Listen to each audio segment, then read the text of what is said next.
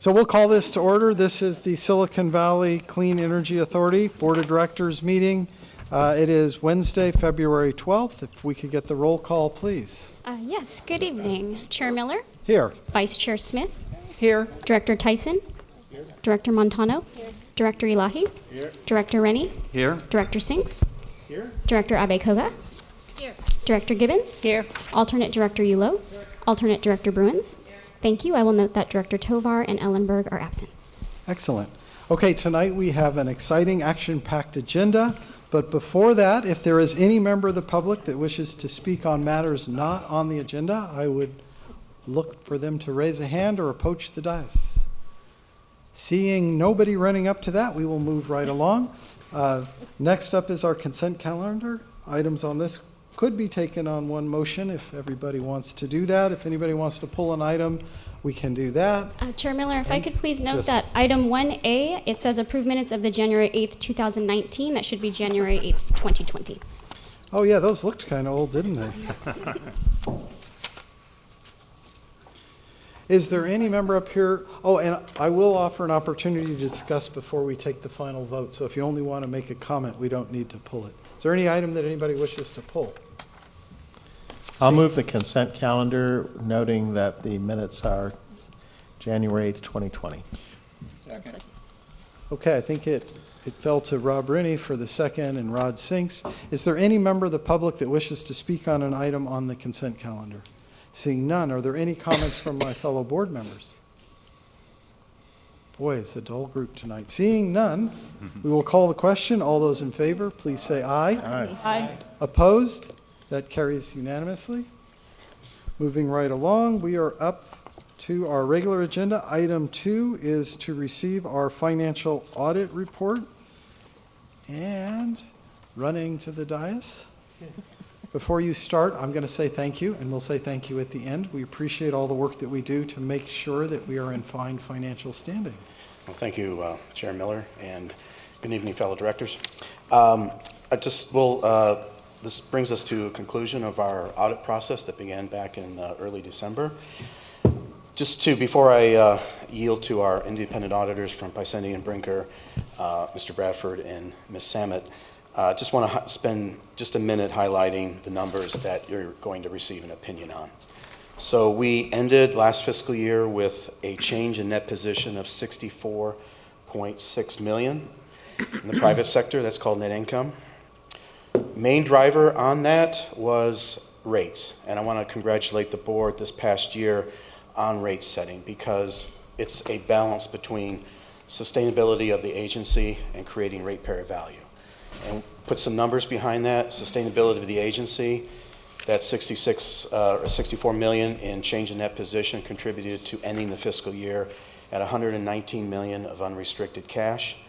To put that into context, that's about 150 days of cash on hand. You may recall our reserves policy target is 180, so a big leap over the past 12 months. How many days again? 150 days. 150 of Yes, that. not including the line of credit. Thank you. But it's also a balance with ratepayer value. And so at the same time that we were infusing dollars into reserves, we were also creating ratepayer value. We had $27.1 million in ratepayer savings this past fiscal year. And just to put some historical context on that, this board, some of you were not here, but back in 2016, you loaned us $2.7 million to start this agency. You got the money back, but you've also life to date created $51 million in ratepayer savings. So congratulations. I wish all my investments went that well. And on the expense side, we have a risk management policy to monitor complicated power supply transactions as well as fiscal management in power supply as well as our non-power supply expenses that all contributed to that number. With that, this is getting to be a more complicated business each year, and with that means a more complicated audit. And so I'd like to thank not only staff, but thank the audit committee for your support, as well as our independent auditors, and Mike Maher, our outside consultant who handles the controller type duties for us and was a big help throughout this process. With that, I will yield to our independent auditors for their report, Mr. Bradford and Ms. Samet. Thank you.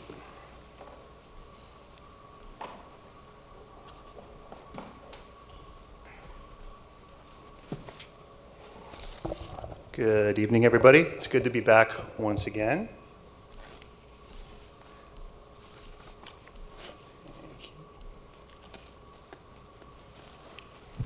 If we could have the presentation, please.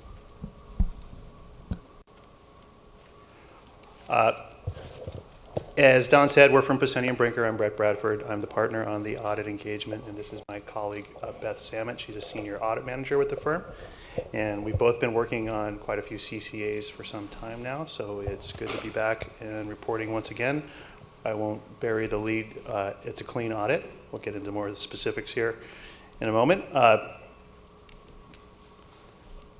This slide here just reviews the relative roles and responsibilities between management and the auditor. Management's responsible for preparing the financial statements and establishing a system of internal control. We have to be independent of that process, so we don't prepare the financial statements, we audit them.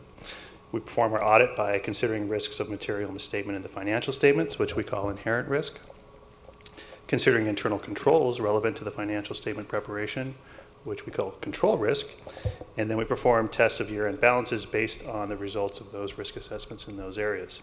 And then lastly, and this is very high level, we just evaluate the adequacy of the disclosures in the financial statements, which of course are driven by GAAP for governmental entities.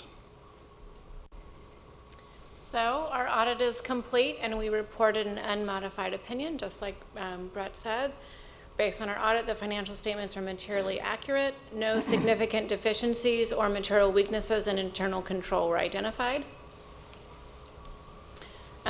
We take a risk-based audit approach. That risk assessment includes gaining an understanding of the entity's operating characteristics, practices, and procedures. We compare our knowledge of similar entities, industry, and professional guidance, and we review procedures and controls surrounding significant transaction cycles and business processes.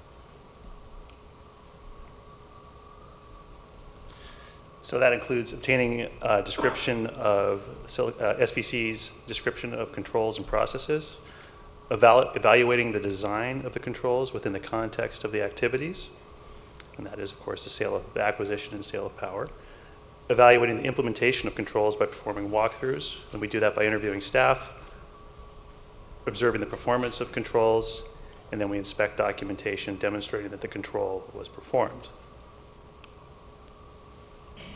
So for actual substantive audit procedures, the next couple slides just gives you a little bit of insight into what we do there.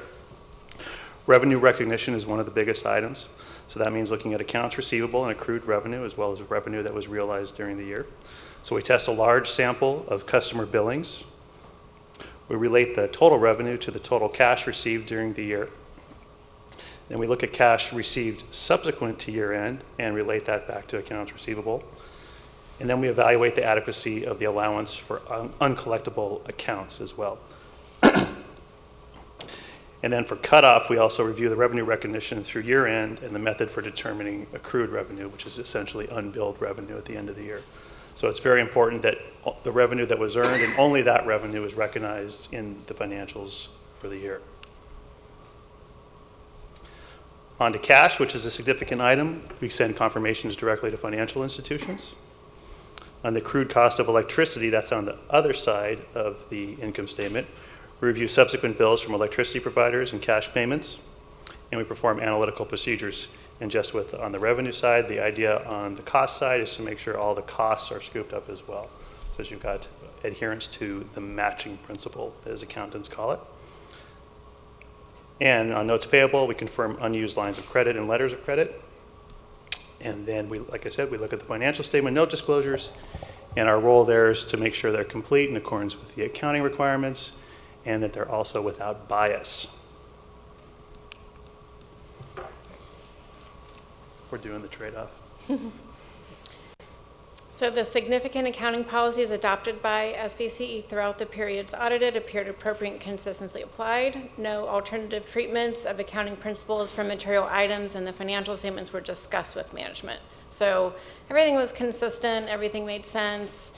We look through, make sure we're not missing any disclosures, and it's very complete. There are a few other required communications with those charged with governance. We did not propose any adjustments to the financial statements.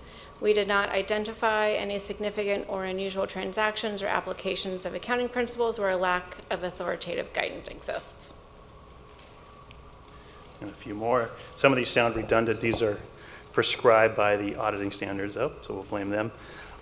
There were no disagreements with management concerning the scope of our audits, the application of accounting principles, or the basis for management's judgments on any significant matters. And, this is a good one, we did not encounter any difficulties in dealing with management during the performance of our audit. That completes our slides. I'm happy to answer any questions about the audit, financial statements, the process. We met with, during the audit process, we did meet with the audit committee 3 times.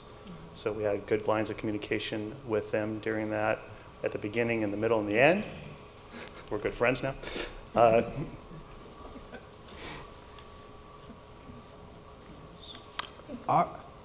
Good. Any questions? Yeah, are there any questions? We'll start with Rod.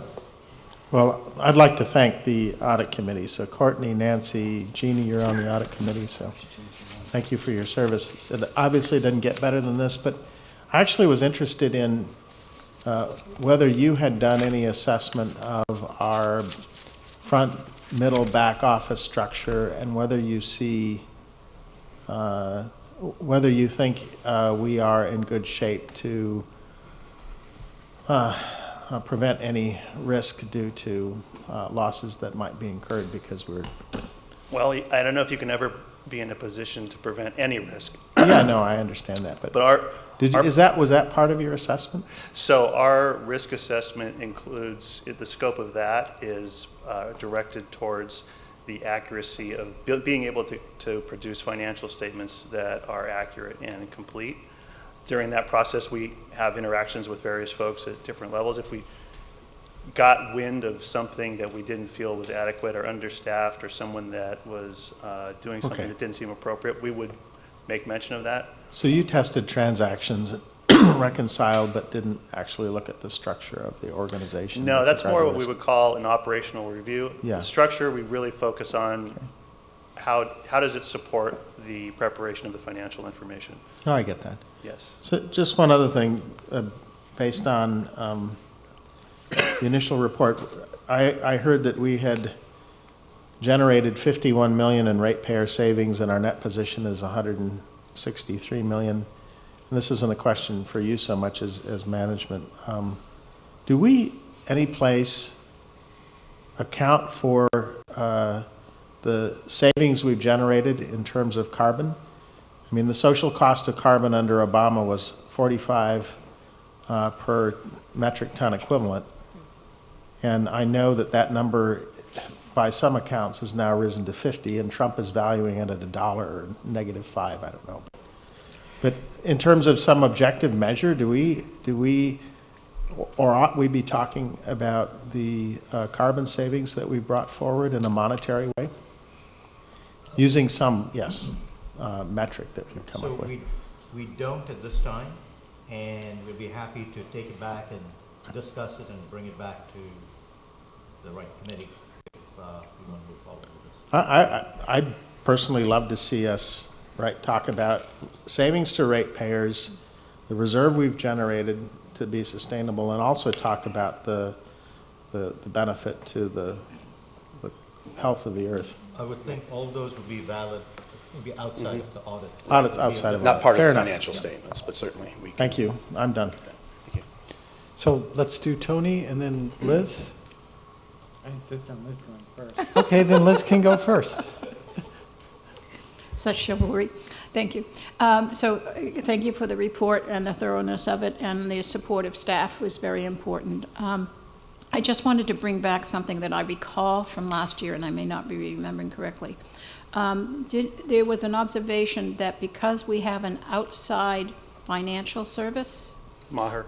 that you felt that was a very positive aspect and a kind of a check and balance. We didn't do everything internally. as auditors, we love it because we've got an organization that is independent from management. So we have no indication that management would ever try anything of this type, but they're not subject to management's influence in terms of what we call management override of controls. Also, they have a great deal of expertise in the CCA realm as well. They understand it, they know what they're doing, and many of the CCAs, which again, is, in my personal opinion, is a good thing, have very similar operations and how they work, and Maher's involved with several of those, so they have a very good process and understand how the CCAs work. So we like it very much. Were you to not have that organization and try to develop it, home grow it, it'd be challenging, not impossible, but challenging. And then also that those folks would be more subject to management override potentially, if that makes sense. I'm glad I let you go first because I think my question feeds off of that.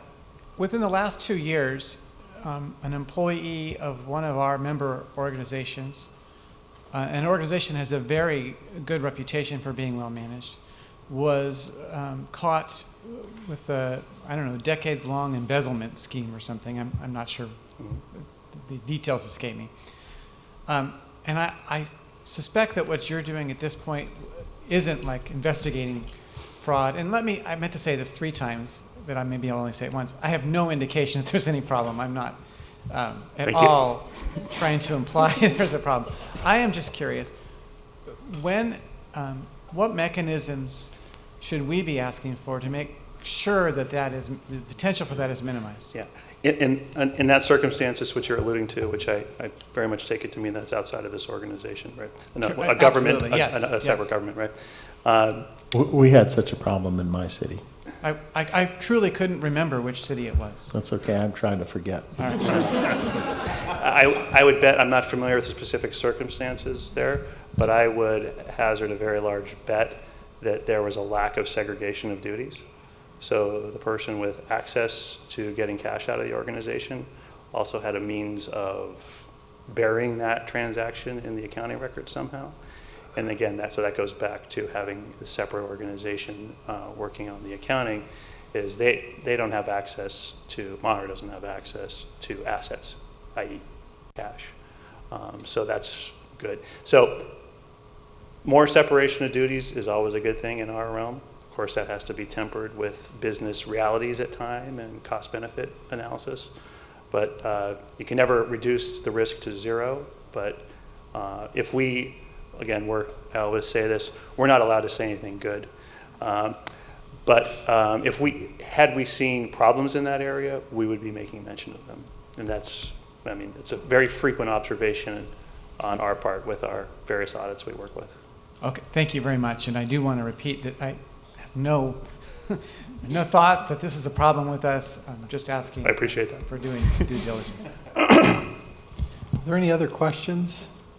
Let me ask the public, is there any member of the public that wishes to speak or comment on this item? Seeing none, I'm going to come back to the ranking member from the audit committee, since you guys did a bunch of work. Yes, we did. And before I make a motion to approve, I will just state that we did meet last Wednesday as an audit committee to receive the draft report from the independent auditor. Even though I didn't mention it earlier, it did happen. And we also, as the auditor said, met in early December to kick off the audit process. And we met in January to review the audit results. So we have been apprised of the progress and also provided with answers to inquiries throughout the process. And as a member of the audit committee, I do want to express appreciation for Pacenti and Brinker's extensive knowledge of the CCA model, which is helpful, and with the institutional knowledge of SVCE, and it has translated to being a very efficient and quality audit process. And so, in summary, I'd like to thank Don Eckert for his diligence in working with the audit team, and also thank our audit team, Brett Bradford and Beth Samet, specifically.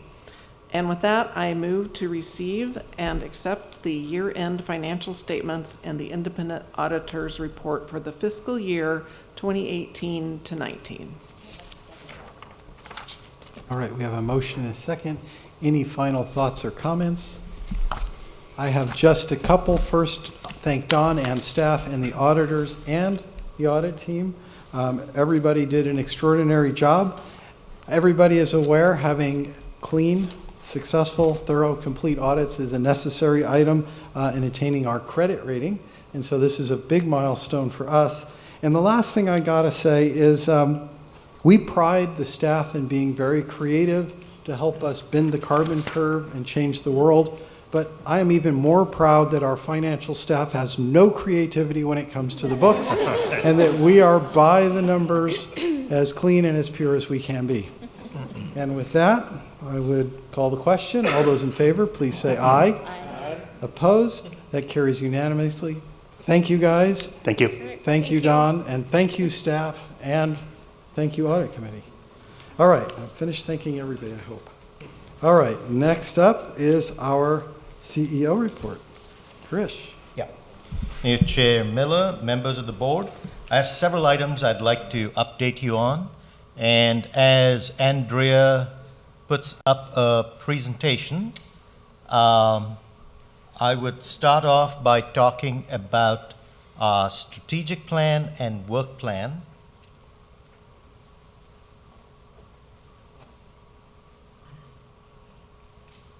Okay. So this is a chart which kind of shows the flow of our strategic plan and work plan. We started in June 2019 with the board adopting the strategic plan, or should I say, updated strategic plan. We have updated, this is the third update that we've made in response to changing circumstances. In September 2019, the board looks at the priorities of the organization and sets my goals based on that, and that also flows through the strategic plan. You also approve the 2020 budget, the current budget we are on, based on the priorities listed. In January, early January, the entire staff spent a day in Saratoga at Hacconi Gardens developing our annual work plan. And I'll talk to you a little bit about that. It was so we went into a great amount of detail about how we're actually going to implement the board priorities and the CEO priorities. One and the same, I think. So coming up, we will be, in Q3 of 2020, we are going to update the strategic plan to make it a little shorter. It's kind of long. And so you're going to have additional opportunities to basically direct where our organization is going. Next slide, please. Okay, so this is all of us at Hacconi Gardens. It's a beautiful day, and that was Pam's last day before she returns after she had just had a kid too, right? So she had autumn. So next slide. So we have aligned our work plan with the strategic plan and my priorities, and we've adapted it to changing conditions. Next. You've seen this before, and this exact slide that Don provided you during the last year's budget. You may recognize the photo behind that, but we have our mission and our overall focus areas and goals here. Going to the next slide. And we also talked to you about the changing landscape of the current state and then where we are headed in the future. I added a couple of things over here, right on one, managing PCIA volatility.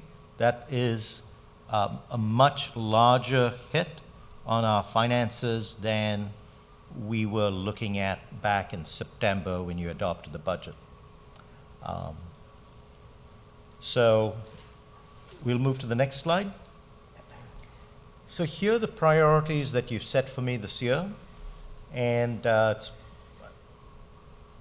want to talk about a couple of things. At today's meeting, we will be bringing up some of our RPS procurement issues. We're going to talk about our IRP, which is number 2. On number 3, our credit rating from Moody's. Chair Miller was with us 2 Fridays ago, when we went up to San Francisco, had our interview, Moody's, and we're still exchanging data with them, so we should hear something in the next few weeks to a month. Moving on, I'm not going to go into each one of these, but I'll get to number 10. On the second part, for 10B, board member orientation and succession. That is something we want to be working on this year. And Andrea and myself and the management team have been putting together some strategies that we'll be bringing to the exec committee on February 24th, and then bring it to the entire board. Next slide. So you'll next get to see the strategic plan as a whole in Q3 of 2020 when we present you a shorter strategic plan. And between now and then, of course, there are lots of policies that you've adopted already that we will be getting into the implementation stage. So that's the end of my update on our work plan and strategic plan. Any questions on that? Anybody? I just didn't see the slides in the packet or anything. Do we have these? No, I'll send Okay. that to you. Thank you. Okay. Appreciate We'll it. be posting it on the web soon after this meeting. Great. Tony? Grace, could you comment on the timing of the strategic plan and budget adoption Yeah. and how those two things are sort of integrated potentially? Yeah, so we start with the strategic plan in June, and we have our budget adopted in September. So when we come to you in June with the strategic plan, we also talk about priorities. So this is where we may tee up our need for resources or increases and or change in priorities, et cetera. So it's usually about 3 to 4 months before we actually adopt the budget. Thanks. And part of my question was based on when you said Q3, I didn't know if you meant our fiscal year or our calendar year or what. So Okay. that answered the question. Yeah, it's Thanks. our fiscal year. Any other questions? Okay, none on that part. Okay. Also, I'd like to inform the board that about a couple of weeks ago, the city of Los Baños reached out to me asking if we would be willing to serve them electricity. So we've updated the executive committee, and we will be looking at the pros and cons of such an initiative and bring it back to the board as needed. So I would like to announce that we have our own Amy Bailey, who has been appointed to the board of directors of the Building Decarbonization Coalition. That's a big deal.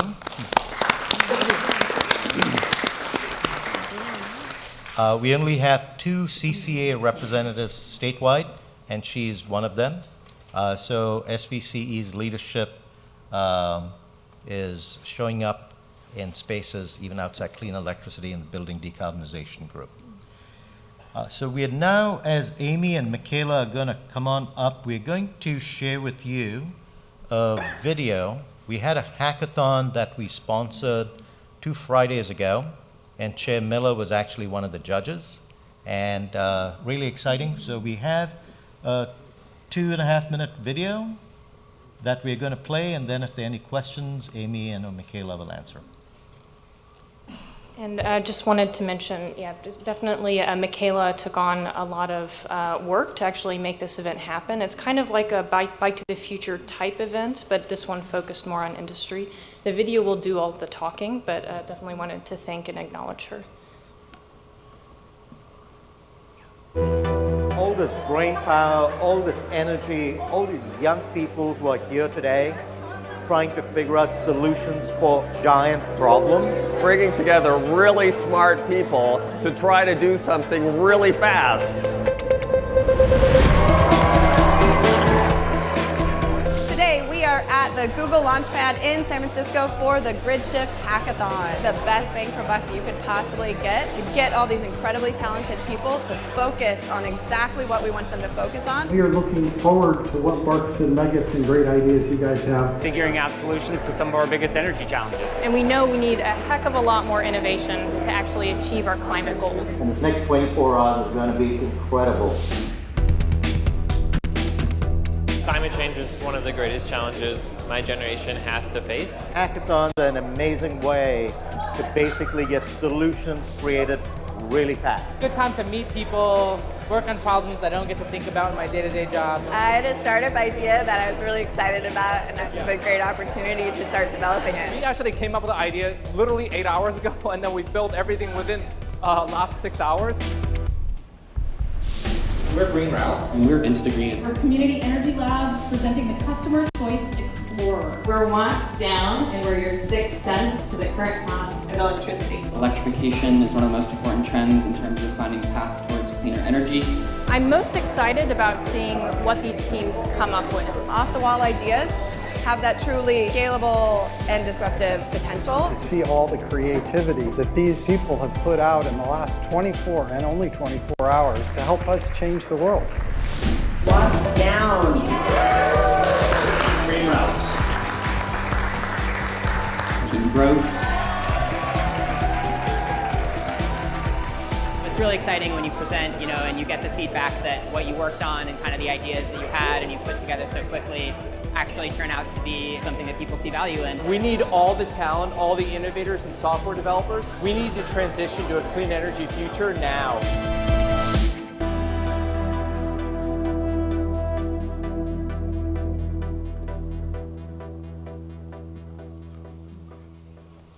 Just so there's no confusion, this wouldn't have happened without Amy and Michaela both, and Silicon Valley Clean Energy showing up as sponsors. So thank both of you personally and the organization.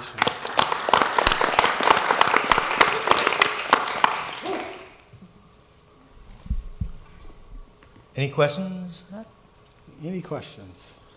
Go ahead, Tony. Does that mean that Chair Miller stayed up 24 hours? Fortunately, no. Of course. All his Apple experience showed up. Code checking too. Yeah, they wouldn't let me look at the code. Any other questions? So what was the maybe one or two best things that you see maybe potential? Potentials it's a here. challenging space. They sort of gave them 3 spaces to work in. And the 2 items that came up sort of at the top we viewed more as like middleware. The one that I was most taken by was one that you could see integrating into the navigation system in your car. And rather than giving you the shortest route or the fastest route, you could essentially get the greenest route, because it would drop you at the right charging stations at the right time to get the cleanest power. So it was a really innovative twist on where clean power is at what time of day, and mapping that with how you would get from point A to point B. I thought that was VTA. I mean, if you want to take forever but use the least power, you. Okay. You're welcome. It was. No. It was great. I got to say, just the teams. There were teams that I met where they'd known each other for years, and they showed up, having worked with each other. And there were teams who met at the front door, and they formed up and they attacked these problems. And let's just say this is one of the few environments where I get out-nerded in this space. And I was more than out-nerded. Chair Miller, can I ask a follow-up question? Please. Thank you. No, and I've gone to several of these different events, but I'm just curious because of the different teams, the representation, were there any representation from local sort of teams, or were they more sort of in the San Francisco area?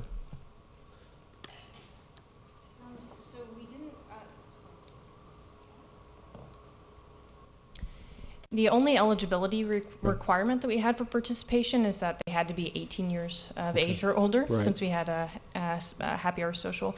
We did have, as far as geographic distribution, since this is more industry focused, a lot of the representation was coming from SF and East Bay, Oakland in particular.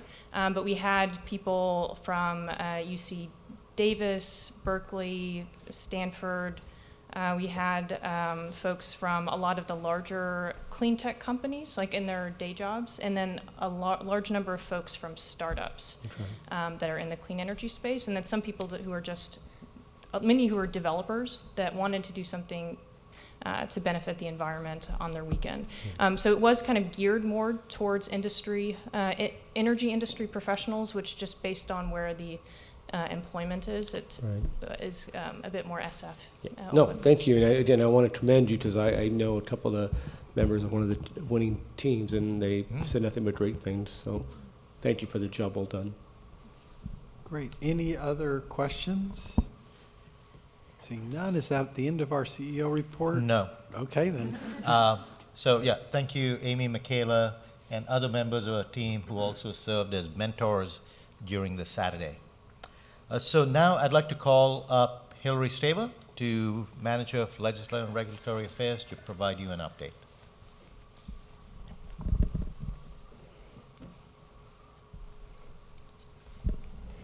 Good evening, directors. That's a hard act to follow. It was cool in person, and somehow the video made it even cooler. It was like zoomy camera shots and everything. All right, so regulatory and legislative, we got a couple things to talk about tonight. First of all, we finally got on the 24th of January the proposed decision that would finalize the rate-making process for 2020. So not too many surprises. Basically, the decision accepted mostly the November update from PG&E. So that means that the numbers that we've been looking at for the past couple of months are still, for the most part, the current ones. So as a reminder, what we're looking at is basically, it would be a 65% increase in the system average PCIA over the 2019 rates, except for the fact that we have this new cap mechanism that's going into place that's designed to bring down year-to-year volatility.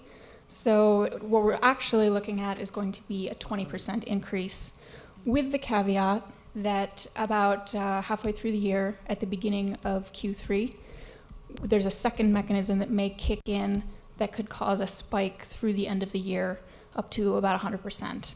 And we've talked a little bit about that in the past, but just as a reminder, it's basically we've got the newer cap mechanic is kind of in conflict with an older existing mechanic that is designed to protect PG&E from undercollection.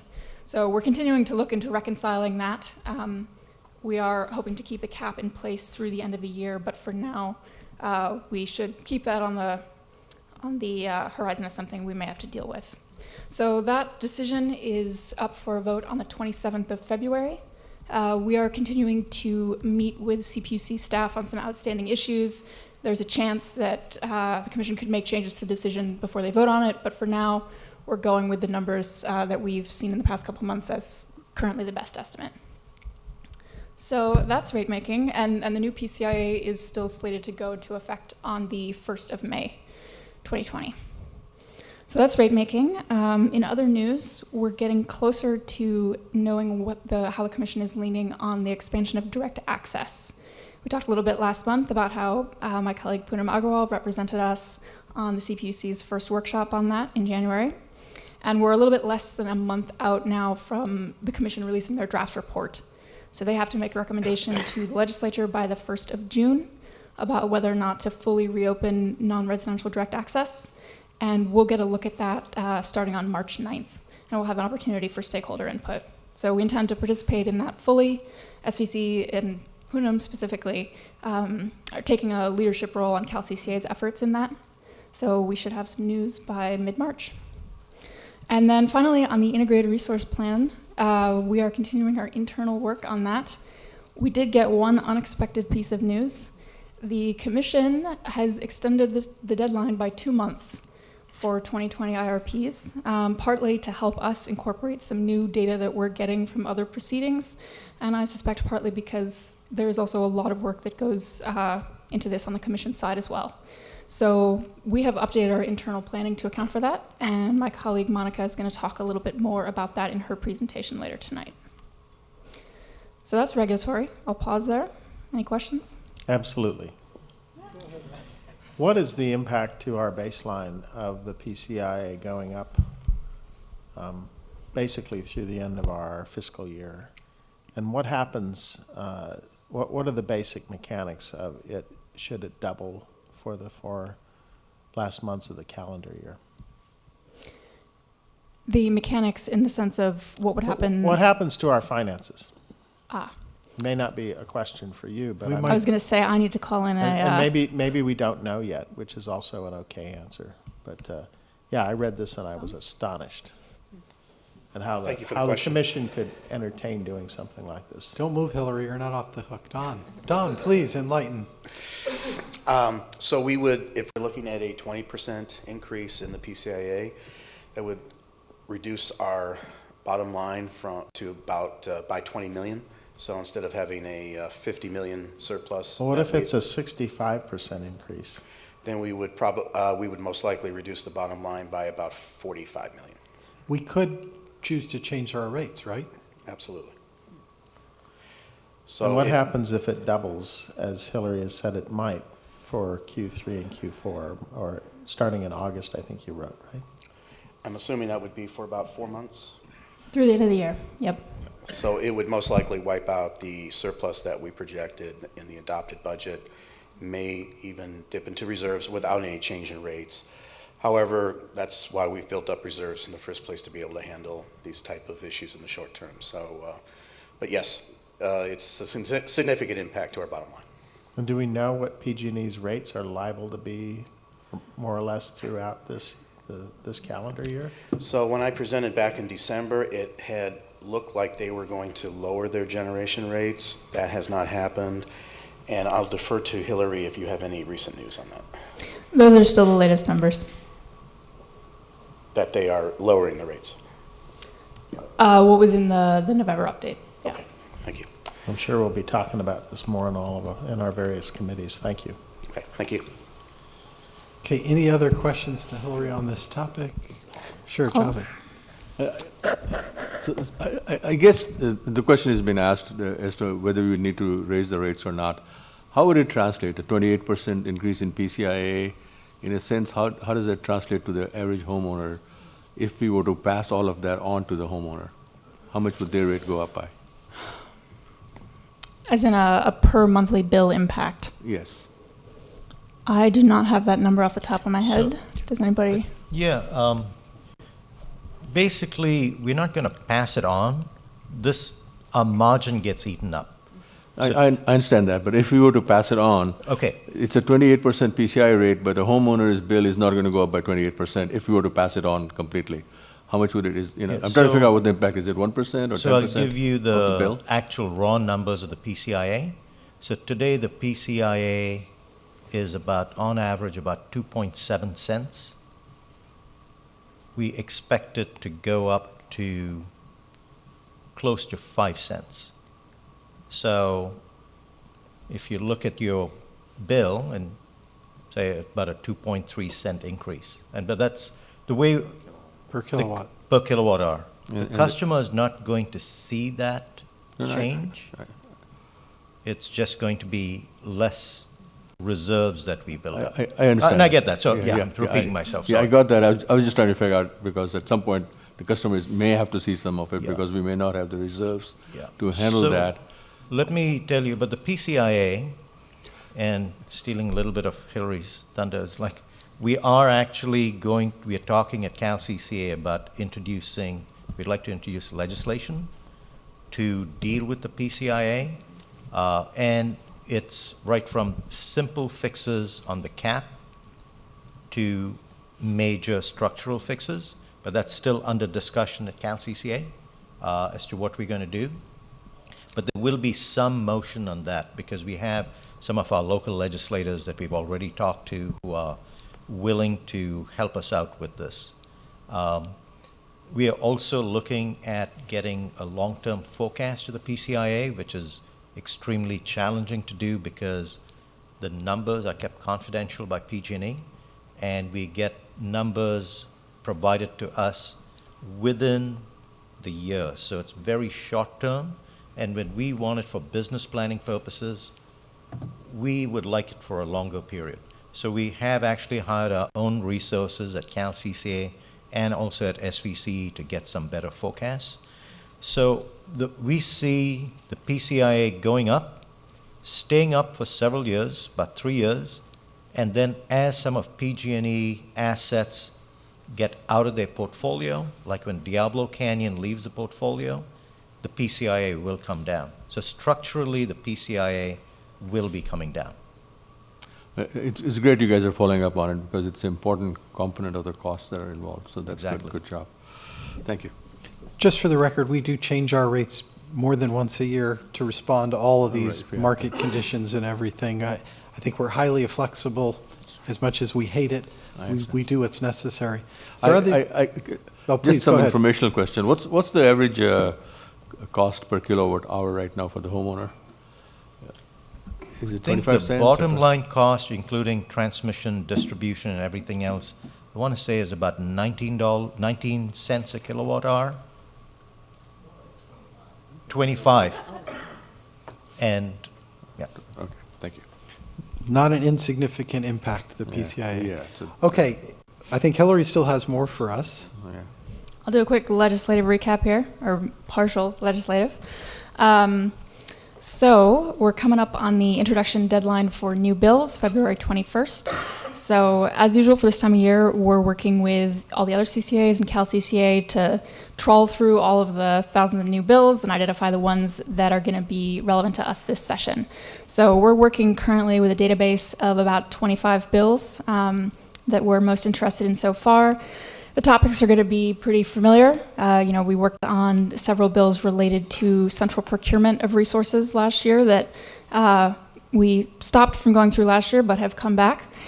There are a few bills related to specific resource types and decarbonization, trying to get clean resources out in an accelerated way on the grid. And there are kind of three big topics related to current events from last year. Changes to PG&E's business model and governance structure, outages and PSPS events, looking at how the state can be sort of better prepared for those and handle them better next time around, and also bills related to backup generation, sort of where that's deployed and how it impacts communities. And then finally, bills looking at any kind of funding source related to wildfire prevention and liabilities. And when we look at those in particular, we're kind of looking for two things. A, is there a potential for cost shift, such that costs get transferred onto our customers in a way they shouldn't? Or if it's a resource available for certain types of activities that CCAs can help provide, do our customers have access to those funds? So those are kind of the major themes so far. The membership of the Legislative Ad Hoc Committee will be finalized tonight. So I'll be reaching out soon after this meeting to schedule our first meeting of that ad hoc committee for the year. And there we'll do kind of a more detailed analysis of some of these bills. Also start preparing for Cal CCA's Sacramento Lobby Day, which is going to be held on the 10th of March. And we already have our team in Sacramento working on getting meetings lined up with our delegation for that day. So I look forward to discussing this more in depth with those of you on the ad hoc committee. Any questions? Excellent. Seeing no questions, thank you, Hillary. Thank you. And is that what we have, Girish? I have one. No, I'm done with the CEO report. Thank you. Oh, good. I have one member of the public. James, come on down. Good evening. I'm James Tilley, a resident of Sunnyvale, and most of you know me, but just by way of background, I worked in customer programs at PG&E for about 8 years, and then I currently am involved in an energy efficiency program that is helps residential customers. I'm the chair of Carbon Free Silicon Valley, a climate advocacy group. I'm also on the leadership team of Sunnyvale Cool. And those advocacy groups that I deal with are part of a broader campaign for fossil-free buildings in Silicon Valley that's helping to advocate across San Mateo and Santa Clara counties for helping to drive the REACH code adoption. So I wanted to provide or give a lot of thanks to all of you here and some of you in the audience. So Bruce Carney is involved with Carbon Free Mountain View. He leads that, as well as the Climate Reality Project. This campaign is a group of 30 different organizations across the two counties: Sierra Club, Climate Reality Project, Mothers Out Front, South Bay. So there's a lot of us working together to try to help drive what is being led by PCE and San Mateo County and SVCE to make these reach codes happen. My mother-in-law is trying to call me. I just hung up on my mother-in-law. That's dangerous. So I would like to, there's too many individuals to thank, but I think this whole group has really pushed the reach codes much further than anybody expected. I provide some really strong kudos for the early leadership of Director Yulo in Morgan Hill for leading the way on the strongest efforts there. And there's a lot more to go around, including in areas that are harder to drive forward. So I think everybody's been pushing it as far as possible. Most recently in Campbell, Director Gibbons got her council to go much further. We weren't sure anything was going to happen there. But so we've been moving it all through this broad team effort of local advocacy groups and the leadership of the directors and others in the area. It's been really good. And we're also seeing articles and comments around the nation that I see in some emails some email groups I belong to. So the leadership that's happening here is really affecting things both back and forth with San Mateo and Santa Clara County. So just this week, San Mateo County Board of Supervisors, I think, follow the lead of some of what our cities have done, and they just adopted an all-electric reach code. And that's going to then help some of the cities and towns in San Mateo to go further. But it's also happening across the country. So thank you very much for all that. Thank you, James. Any other member of the public wish to speak on this? James, I got to pile on. So a shout out to Amy, Don Bray, and John Soup, who helped make the reach codes happen. And they act like it's part of normal business. But you guys, we just changed the world, and the world is changing because of us. So let's thank our staff.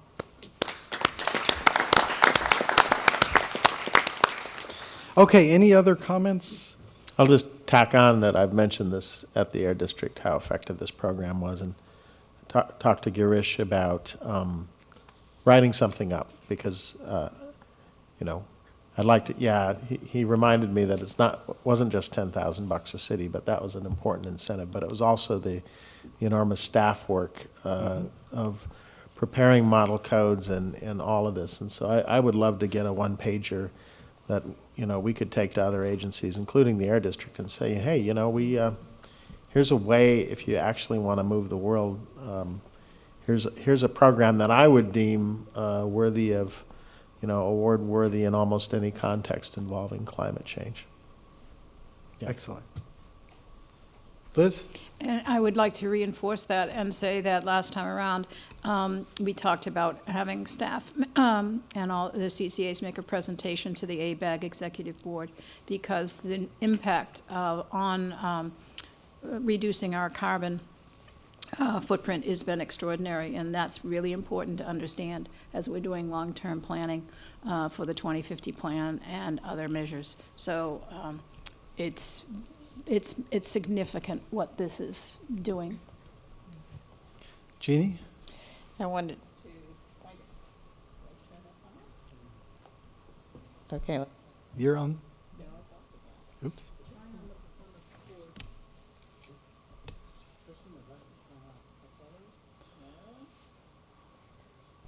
Sometimes you need friends. Yes, thank you. I was wondering if you would want to comment on Senator Wiener's latest entree into the PG&E matter. Our dear friend. Sure. Yes. So we have Senator Wiener's introduced a bill which would essentially be a municipal utility district, and all the employees of PG&E would work for a private corporation, and the MUD would contract with this private corporation. And all the assets would be transferred to this MUD, Municipal Utility District, over a period of 5 years. After 5 years, if a city wanted to municipalize, they could buy the assets from the municipal utility district. So we received the outline of the bill. I think it was a day and a half, maybe 2 days before the public notice. So we sent word to Senator Wiener's office that we supported, in general, public power involvement or some transformation, because we believe that PG&E as is, emerging out of bankruptcy, is not a good idea for California, Northern California ratepayers. So we are looking into the bill to see which parts of it would be aligned with some of CCA interests and then just overall California ratepayer interests. At the same time, Mayor Liccardo continues to work on the co-op idea, and we are also involved with San Jose on that. And I believe just this, maybe today or yesterday, he has communicated to the 180 elected officials in the coalition, talking about announcements that would be coming out forthwith. I think this all is going to hinge around Governor Newsom's take on the PG&E plan of reorganization.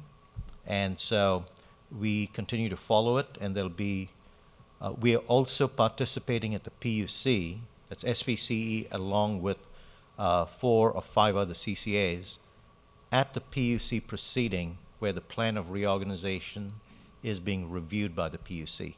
So we are making comments in that forum, very aligned with what we've talked about here and at Cal CCA about having PG&E move out of the retail generation services business and have CCAs have more of a primary role in that business as we are doing today. So it's a big, big topic, and actually Greg and I were talking about this about a week or so ago, that we'll be providing you further updates between meetings and at next meeting too. Thank you. Any other questions? I want to thank Girish for doing the chart that showed our strategic planning process. This organization's actually really well organized in that regard. We have a very comprehensive strategic plan that drives directly the CEO's goals, which drives all the staff actions, and everything that comes back to us has been something that we've set in motion through that planning process. And just the note, while it was shown as a linear chart, it does wrap around. It's a continuous process. We do this every single year. And for those who are following along at home, there are a lot of priorities for this year, but probably the biggest thing falls down to procuring the power that we need to be good citizens on the grid. And so that's what staff's working on, because that's part of what we said was big in our strategic plan. So I look forward to everybody getting that chart, and we all have a huge role to play in that. And with that, I think we're going to move right along. Item number 4, appoint. We had a question. Where? Oh, no, I was just trying. I was ready. Oh, ready to move along. Okay, so am I. Appoint board committee members. Yes. Andrea. Thank you, Chair, members of the board. Staff has compiled the responses we received as a result for our request to you to let us know which committees you would be interested in serving on for 2020, which I will summarize. So for our legislative and regulatory responses to industry transition ad hoc committee, just a reminder, this was the group that was approved last month at our January meeting, which is going to focus on the 5 priorities which were identified at that meeting. This group will sunset at the end of the legislative session in September 2020. We heard from 6 directors who were interested in serving on this committee, and they are Vice Chair Nancy Smith, Director Javed Elahi, Director Nisa Flagger, Director Yvonne Martinez-Beltran, Director Rob Rennie, and Director Sinks. For our audit committee, this is the group that kicks off the audit as well as receives it, as we did this evening. We had 3 members express interest. They are Vice Chair Nancy Smith, Director George Tyson, and alternate Director Elaine Marshall, representing Milpitas. For our Finance and Administration Committee, which provides financial and administrative oversight of SVCE, we heard from 5 people interested. They are Chair Howard Miller, Director Javed Elahi, Director Liz Gibbons, Director Rob Rennie, and Maria Oberg, who is the County Treasury Administrator representing the County of Santa Clara. And in front of you, as well as in our packets this evening, is a document that's titled 2020 Assignments and Expressions of Interest. And this shows a bit of a snapshot of what these committees would look like in terms of membership if the committees presented are ratified by you this evening. And if you have any questions, I would be happy to answer them. Any questions on this item? Seeing no questions, any member of the public wish to speak on this item? Seeing none, I'll come back for motion or discussion. Since my name is safely not on this list, I thought I would make the motion to approve staff's recommendation. I'll second that. Okay, who made the second?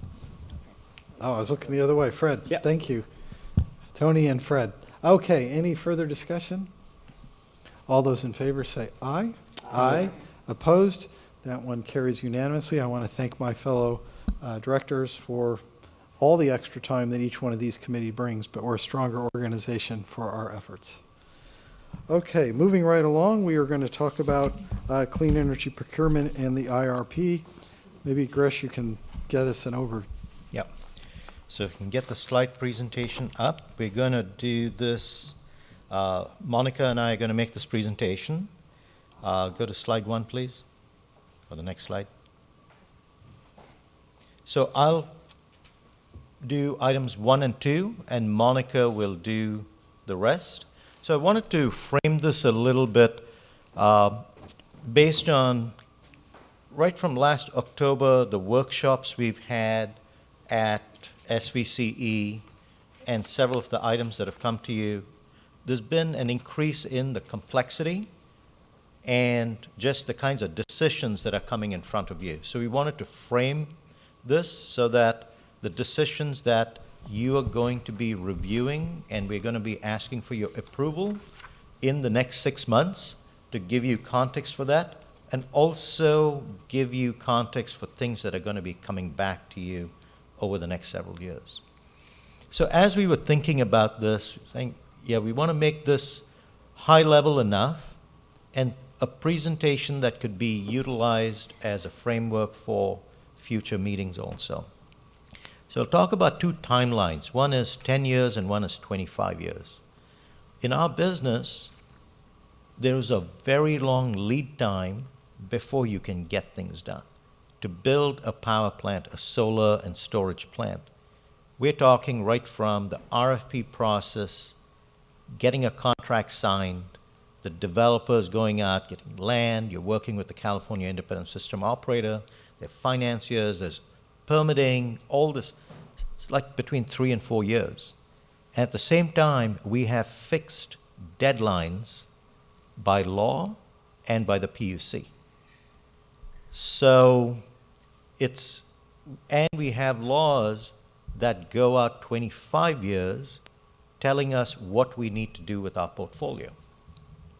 So there are changes that need to be made to adapt to these things. Next slide, please. So I thought we'll start with our mission statement, and I kind of wrote it a little differently.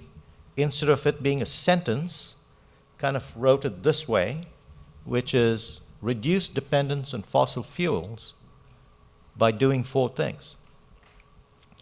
And kind of color-coded them, and the 3 of providing carbon-free, affordable, reliable electricity. And as we started our agency, I wasn't here for the first year or so, but even prior to that, I think there was a lot of focus on carbon-free and affordable. And then after we started, after about a year or so, we started talking about innovative programs for the community. In the last several years, there's been a sea change coming to reliability. So all these things work together, and part of our presentation today is to frame this, say there are changes that are happening, and so when we think about this, we should be aware of all that we are doing. So let's go to the next slide. So this is a slide that we presented to you as part of our budget back in September of 2019. I want you to focus on that middle graphic. That's what our budget for our power cost is. $245 million. And that's the majority of our expense budget.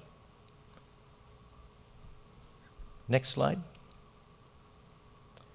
So, looking at the left part of this slide, you have 90% of our expenses is for electricity, and most of that are for mandatory purchases. It's either mandatory because the PUC or the state legislature has mandated. I say mostly and not totally because all of you as a board have decided to do more than what's required through the year 2025, to buy more renewable power than what the state has mandated. So essentially, we work with the majority are CPUC and state mandates, and your mandates to us, and that's about 90% of our expenses. And in that whole area, cost and risk has increased, and I'll talk about that in the next few slides. But now going to the bottom left of the chart, programs. We spent 2% on programs, about $5 million a year. So compared to that $245 million, it's not very much. But that probably has the most potential to really make a difference in achieving our mission. Things like the REACH codes, the EV infrastructure plan, the hackathon. It's all these small changes that we are making. We can really change the world doing things like that. It's going to take us a long time. Item 7, you're going to hear from Amy about our progress, etc. But the point I want to make here is mostly mandatory programs take up most of our costs, and as we talked to you about, it's squeezing our margins too. So we have opportunities to make a difference in lowering our costs. These are very rare opportunities that come up in that space. So as we're looking at this, I want us to talk about, we should not, in my opinion, over-constrain ourselves when we look at our business over the next 10 and 25 years. We are in this for the long run to bend the carbon curve, and we need to adapt to what changes are occurring in our business. Next slide, please. So, high level, we're looking at 3 big risks. On the clean energy side, reliability, and our margins. So, on clean energy, in the past, so when we were being formed, and prior to us being formed, this was what we had. Abundant, cheap, relatively easy to contract for. And where it is today, it's more scarce, it's more expensive, more challenging. We have a lot more CCAs in this mix. So when we were formed in 2016 and we were going out to buy hydroelectric power, we were buying it at $1.50 per megawatt hour. Late last year, we were getting bids for $7 to $9 a megawatt hour. Similarly, with our renewable PCC1 RECs, we were buying it initially at about $10, $12, $13 a megawatt hour. Now it's more in the $17 to $19 a megawatt hour. I talked to you about reliability. We weren't talking too much about reliability when we started, so that's row number 2.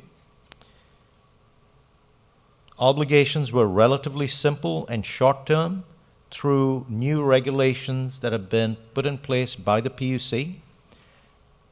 And there are physical changes to the California electric grid. There are gas plants that are being shut down by mandates. Basically, the State Water Resources Control Board, as per the Clean Water Act, has ordered 19 plants right down the California coast to shut down over the next 7 years. Additionally, there have been some voluntary shutdowns of gas plants too. So when it comes to reliability, we have more people running after fewer resources, and the rules around reliability have become more complex. Monica and Ian and TJ have done a great job in getting us all the resource adequacy capacity we could have got last year. But it was still, we couldn't make it totally on local RA. In some places, we are just not compliant. So what does this mean for us in terms of impact? It's our margins. And we talked about the PCIA, where we started with the PCIA when we formed in 2016 and 2017 to where it is today. And our forecast for the PCIA is quite different. Our margins will get squeezed and stay squeezed for a little bit. So let's talk a little bit about what the impact of this is. Next slide, please. So for each of those three areas, on the clean energy side, big picture, costs are increasing about $20 million a year. On resource adequacy, about $10 million a year. And our margins, due to PG&E's generation rate decreasing and the PCIA increasing, are going to squeeze our margins. So it gets back to our dimensions of flexibility are just reduced. And going back to this point of, we know this, and this is why we all here, this is our work, right? So to manage risk and manage this portfolio and get it to be a stable portfolio, stable set of costs, et cetera. So working with a lot of uncertainty. But these opportunities to actually have cost savings come in, they don't come in very often. And if you look back at our mission as to what we want to do and invest in programs, we should take advantage of that. So with this, I'm going to turn it over to Monica to do the rest of the presentation. Wow, are we all scared? Okay, well, I have essentially three parts to my presentation, and most of them are just information about where we are in certain processes. Starting with where we are with respect to meeting our clean energy goals. So many of you have seen this before, but SBC has two clean product offerings it makes to its customers. A default product called Green Start, which is 100% carbon-free, and that consists of some renewable portfolio standard resources and large hydro. And then we have our opt-up program, which is Green Prime, which is 100% RPS eligible resources. Both these products are 100% clean, 100% carbon-free, and we've been able to make good on that promise to our customers since we started in 2017. We're well on our way to making good on this promise for 2020 as well, but I can say for sure that it's getting more and more difficult every year. And so part of what Girish already talked about is just the lack of availability of certain resources in the short-term markets are creating huge increases in price for us to be able to meet our commitments to our customers. And so we can get the resources, but sometimes it's at prices that are much higher than we had anticipated paying. And so I'm not going to go over how much more that's increased since Girish already covered that, but needless to say, in the short term, it's becoming more and more complicated or more and more challenging for us to meet these product offerings that we promise to our customers. The good news is that long term, the resources that we've been seeing through our solicitations are quite promising, and they look to be much more cost effective than some of the short-term products. And when you look at our long-term financial projections for supply costs, you actually see some promising trends going downward, and that's because of these long-term PPAs that we've signed and the ones that we're negotiating right now actually bring some positive value or decreased supply costs for our customers. But those long-term PPAs are not a guarantee either, and they come with a whole lot of risk. And those risks are things that are sometimes most of the times out of our control. They're things related to the development of the project. Once the project gets online, the termination of that contract is always an issue or a potential. Some of these PPAs that we've been negotiating now for almost a year, and we hope to get them completed and to you for approval by April, May, but there's always a risk that they don't come to you, or if they do come to you, you don't approve them, and that's an execution risk. And then, of course, there's always the risk that once you have these online, they don't perform the way you think they're going to perform, and you end up having to buy additional energy that you didn't think you were going to buy. And then there's always, and this is a real big one, the risk of stranding assets. That's something that you bought because you thought it was going to count towards something. Because of a change in law or a rule or counting no longer counts, and it doesn't comply for what you thought it was going to comply. And along with these big challenges, we have big changes that we anticipate might happen to our load in the future in the next 10, 20, 25 years. And these are some positive load changes that come from some of the things that we're going to do ourselves, that we're going to promote, like electrification and EVs and storage. These are positive things that we want, but we have to plan around that uncertainty, and that's not always an easy thing to do. Then there's the kind of the downside risk, or the kind that we don't want to see, that it's if customers leave. If they leave because they decide they find a supplier that they prefer to go to, or if they leave because they build a microgrid or put PV on the rooftop. These are all changes to our load that, again, we have to plan for.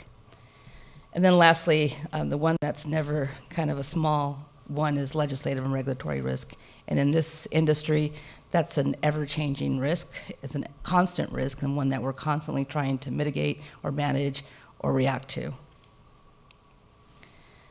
So I like this graph because it kind of lays out nicely what we are trying to get to in the next 25 years.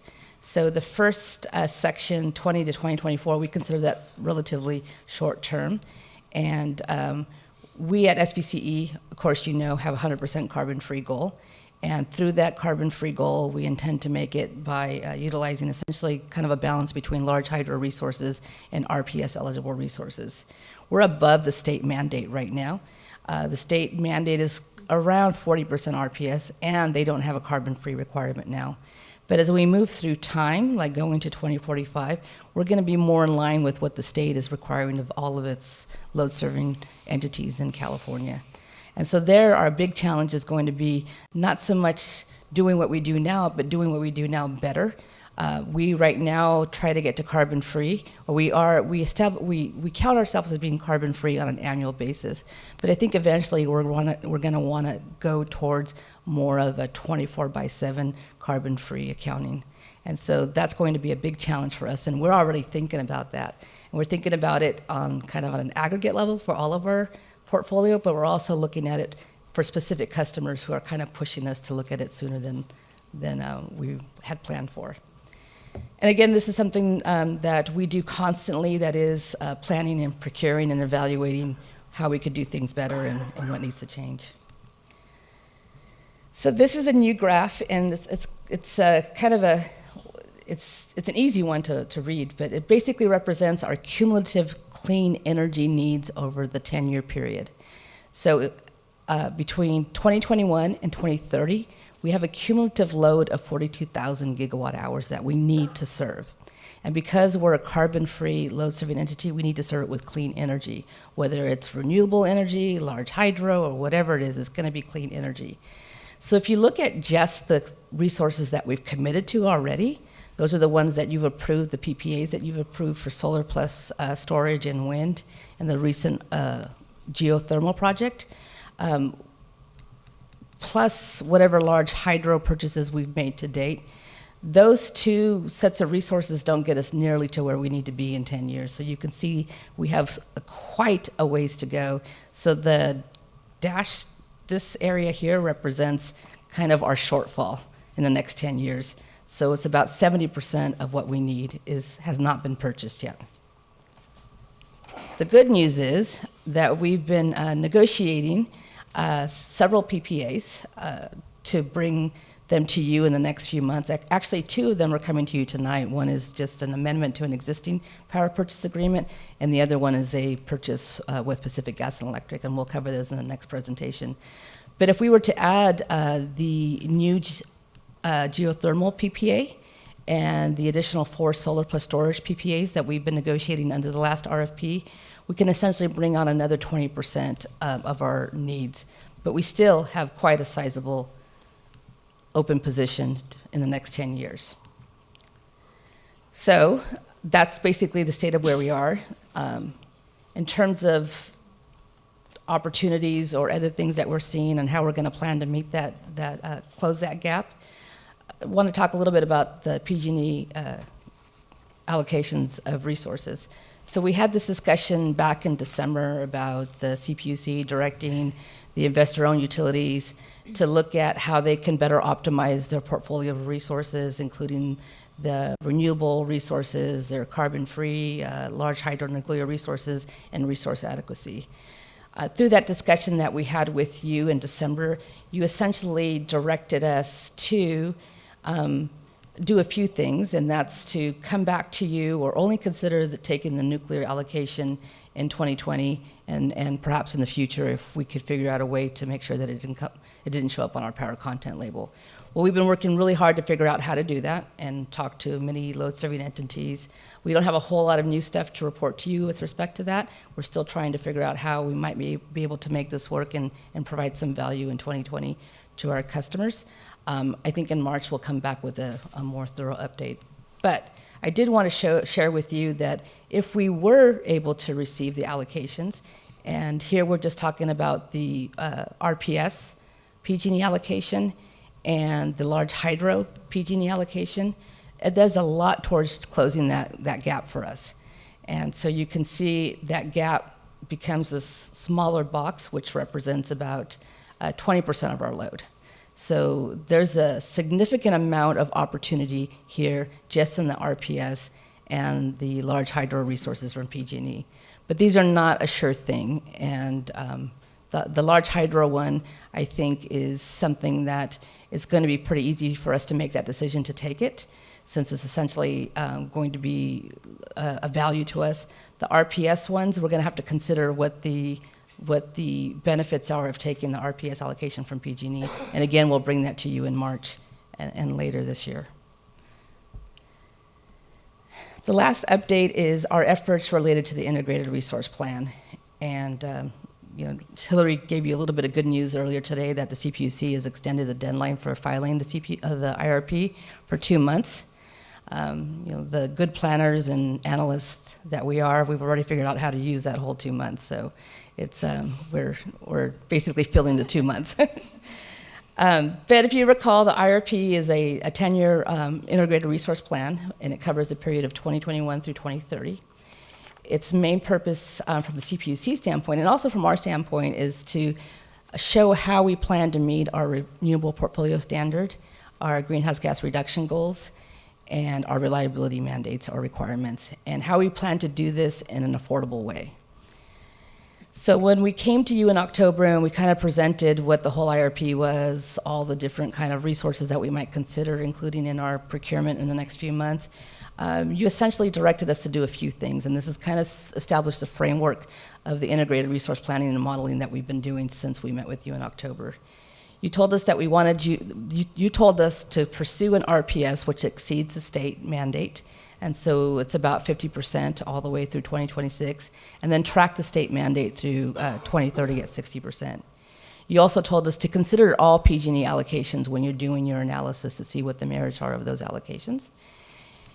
We talked about a whole bunch of resources that we could use and tools that we could use to meet these objectives, and we created some shopping carts essentially, and these are carts of our portfolios of different resources. And you also told us to consider geothermal and bioex resources, and if we did consider those, also come back with a strategy on how we might neutralize any emissions associated with those resources.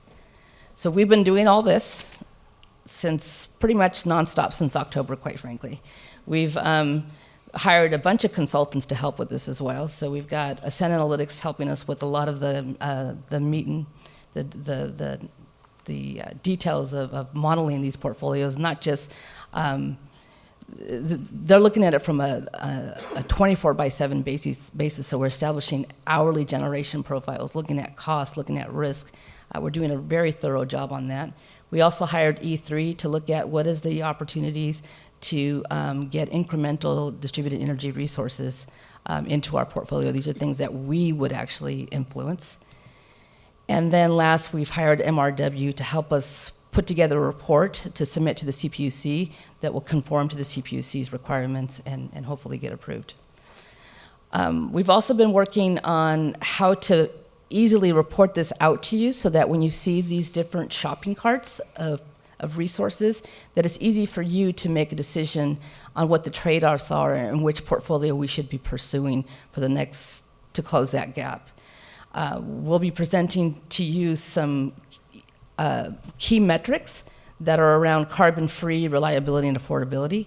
And we'll also be presenting to you some illustrative power content labels that not only show what percent of each, what percent of resources our load will be met by, but it'll also show the emissions from the different portfolios.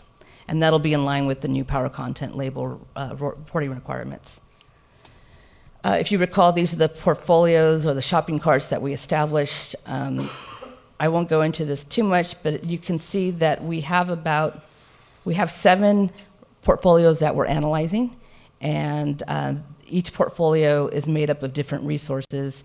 And if you go along, I don't know why this isn't working. So if you come across here, the base case, again, this is kind of where we started. This represents the portfolio or the plan that we submitted. Oh, they can't see that? Oh, I guess I have to do it like that. Can you see it now? They can't see that. Just say one, right? Is it two? You're pointing at this one. Point. They can see that? I just circled it. They're Oh. there. They're sitting there. You tell us which case, I'll circle it for you. All right. Sorry.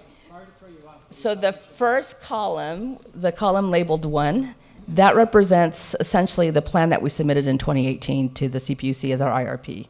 And so in that plan, it was solar PV, wind, solar plus storage, and large hydro. And then portfolio number 2, essentially the same set of resources, but we've added geothermal and this incremental distributed energy resources. And then portfolio number 3 is, again, the same as portfolio number 2, but we've added BioX resources. And then if you go down, we're looking at what would be the impacts of these portfolios if we got PG&E allocations, starting with no PG&E allocations to B, only taking in the RPS, large hydro, and resource adequacy allocations, and then C, taking in RPS, large hydro, resource adequacy, and nuclear.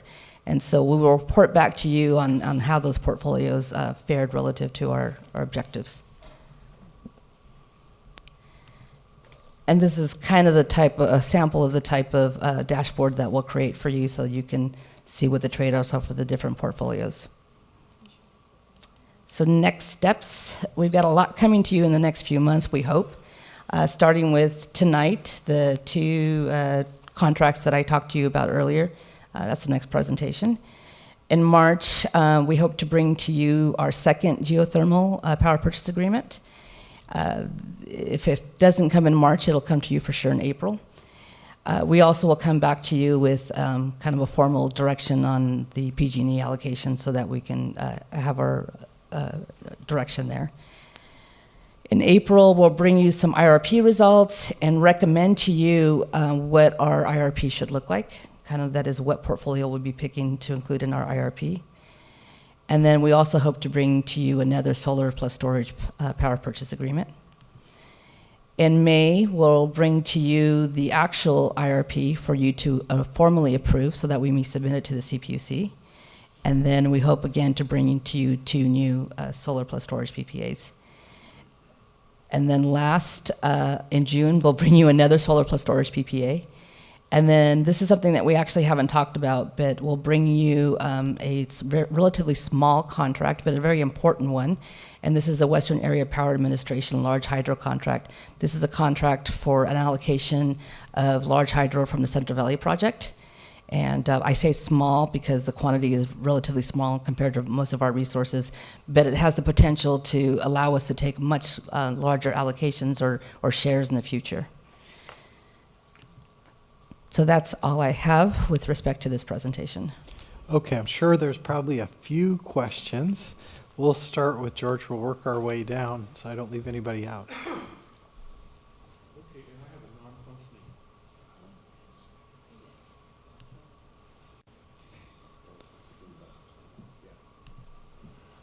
Sorry, I've got We're the used kind to of yelling in the non- Cupertino. what's So that I'm again? sorry. We're used to yelling here. So. Yelling? I could yell?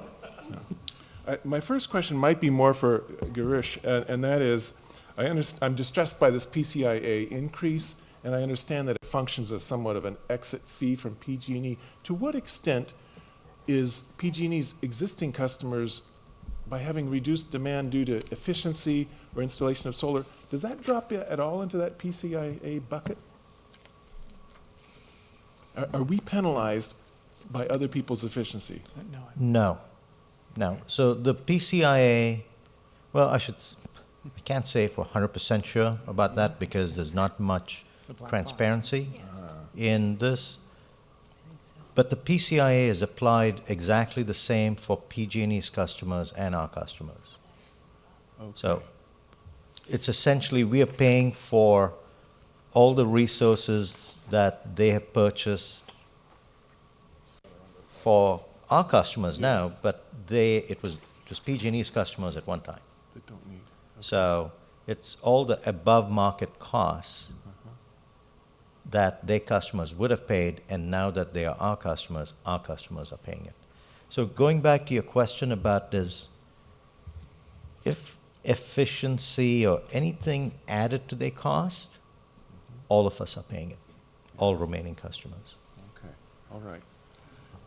My second question is more for Monica, and I appreciate what you've shown in terms of these scenarios, and I'm looking just at the baseline assumption of 42,000 gigawatt hours, and what kind of sensitivity would you picture in there if, for example, we see efficiency or more solar by individual customers, or on the other side, let me ask you the impact of all-electric buildings pushing more load onto this utility. Can you say what the sensitivity of your baseline assumption of demand is? Yeah, we haven't done that exercise. We're actually in the process of doing that with E3 and Ascent Analytics. It's actually proven to be a little more complicated than what we had planned for, just because we don't have enough kind of historical data related to our load and how our load changes. So all we have right now is kind of our load is essentially a representation of PG&E's load. So we don't know specifically how our load behaves, but Amy's group is doing a lot of work on trying to kind of suss that out, and we'll if not through this IRP process, certainly through the next process, we'll be able to add a whole bunch of sensitivity around load, including efficiency and PVs and everything else. Thank you. Perfect. I'm going to just work my way down. Anybody else on this side? Yeah, I have a question. Sure, go ahead, Carl. Okay. So I've often wondered, I know that Stanford has a lot of land in the Central Valley, and they have a lot of solar panel farms. I was wondering, why don't we do that? Why do we buy energy from someone else? Why can't we produce our own energy by buying real estate and planning our own solar paneling? So frankly, we're such a small organization, we don't have the capacity or the resources to do that. And Stanford, for example, and other big companies, they do have land that they actually hire developers to come and develop the project. It's a specialized skill, and so there's that whole ecosystem of financing of renewable power projects, that's an ecosystem, and then the development, that's another ecosystem, and then we are that third ecosystem of what are called load-serving entities. We have an obligation to serve load, and so we are the buyers. We are the net buyers for these developers. So we're just kind of stuck in there, just the buyers. We can't produce our own. Yeah, and there's another also economic reason. Right now, as a public agency, public agencies can issue tax-exempt debt and build stuff cheaper than private. But because there are investment tax credits, they're basically tax credits available for developing these wind and solar resources. That's not available to public agencies. It's only for private because they pay taxes. So economically, it makes more sense for us, in addition to the reasons I gave you, to do that. Okay, well, thanks for the clarification. But thank you so much for the presentation. It's really informative. Thank you. Okay. Thank you. Working our way down. We're going to go to Nancy. I just wanted to say that I appreciate the work that's gone into presenting this in a manner that's, I guess, it makes the stakes more clear, and also the options able to compare to the situation that we're facing. So I think it splits out the time factor, the risks, and the products or the options that we're going to be deciding on. I do have one question, I think, regarding what you call challenges on page or on slide. I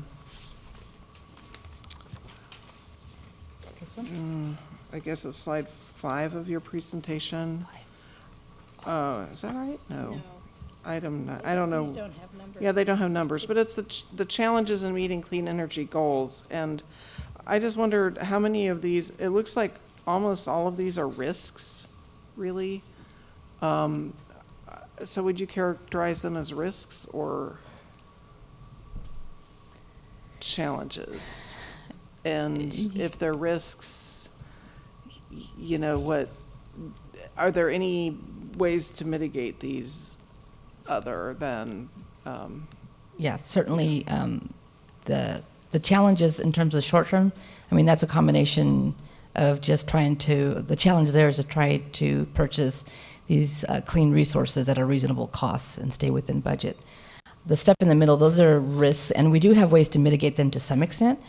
Our contracts allow for certain provisions where the developer has to provide deposits, cash, so that they're motivated to build the project in time and not have delays associated with it. Along with performance deposits that motivates the developer to perform per the contract and not, basically stick it to us, I guess. So yeah, we have contract provisions that deal with some of that. In terms of the overall risk being, can we procure sufficient enough resources to meet our compliance and our objectives or our policies? That's both the risk is that we can't, and then we might have penalties. But the challenge is in doing it and doing it effectively and affordably. So I'm not sure, I guess they're Yeah, well, I think, both. yeah, I mean, I do think that there is an element of risk in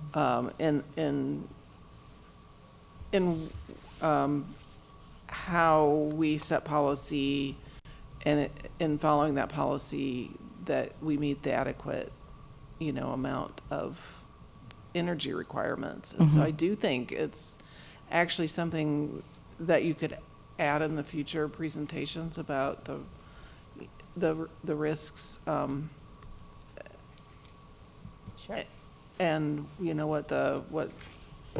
what maybe the impacts would be if the risks are realized and become issues or problems or. Right. So, Yeah. but I mean, that's just I think you've done a good job, and I think it's coming along, and there's a lot coming up. So, but to the extent that, that, yeah. So, that's perfect. Yeah. Thanks. Thank you, Nancy. Liz. Thank you. I must say, the presentation was excellent, and it was easy to follow, and I liked your 10-year diagram. That really helped solidify it in a very clear manner. So I appreciate the clarity and consistency of the information. So 2 comments. One is, when we talk about going to a 24/7, I'm going to say reporting, is that right, 24/7? Or balancing. Balancing, how do you, as opposed to doing it an annual balance, we're talking about 24/7. Right, so there's no mandate to do that right now, but there'll be a lot more pressure for us to move in that direction as the power content labels will change over time. And more importantly, because our customers are asking for it. When they want to know that if they're going to electrify or add load, that they're adding it and they're not just they're not adding it in hours where we don't have a clean resource. So even though, like a lot of the solar plus storage resources, they do great in terms of extending solar for another 4 hours, Right. but that's not 24 hours in the day. And so right now, the resources that we're evaluating, we're looking at them with the goal of eventually getting to some place that's closer to 24/7 on an accounting basis as opposed to on an annual basis. So I would just say FYI, that's probably the most consistent question I get.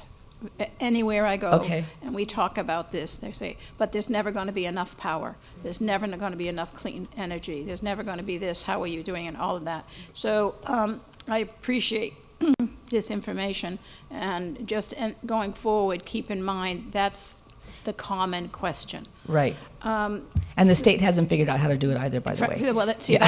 right. How to do it without natural gas, Yes, yeah. without natural gas, exactly. So thank you for that.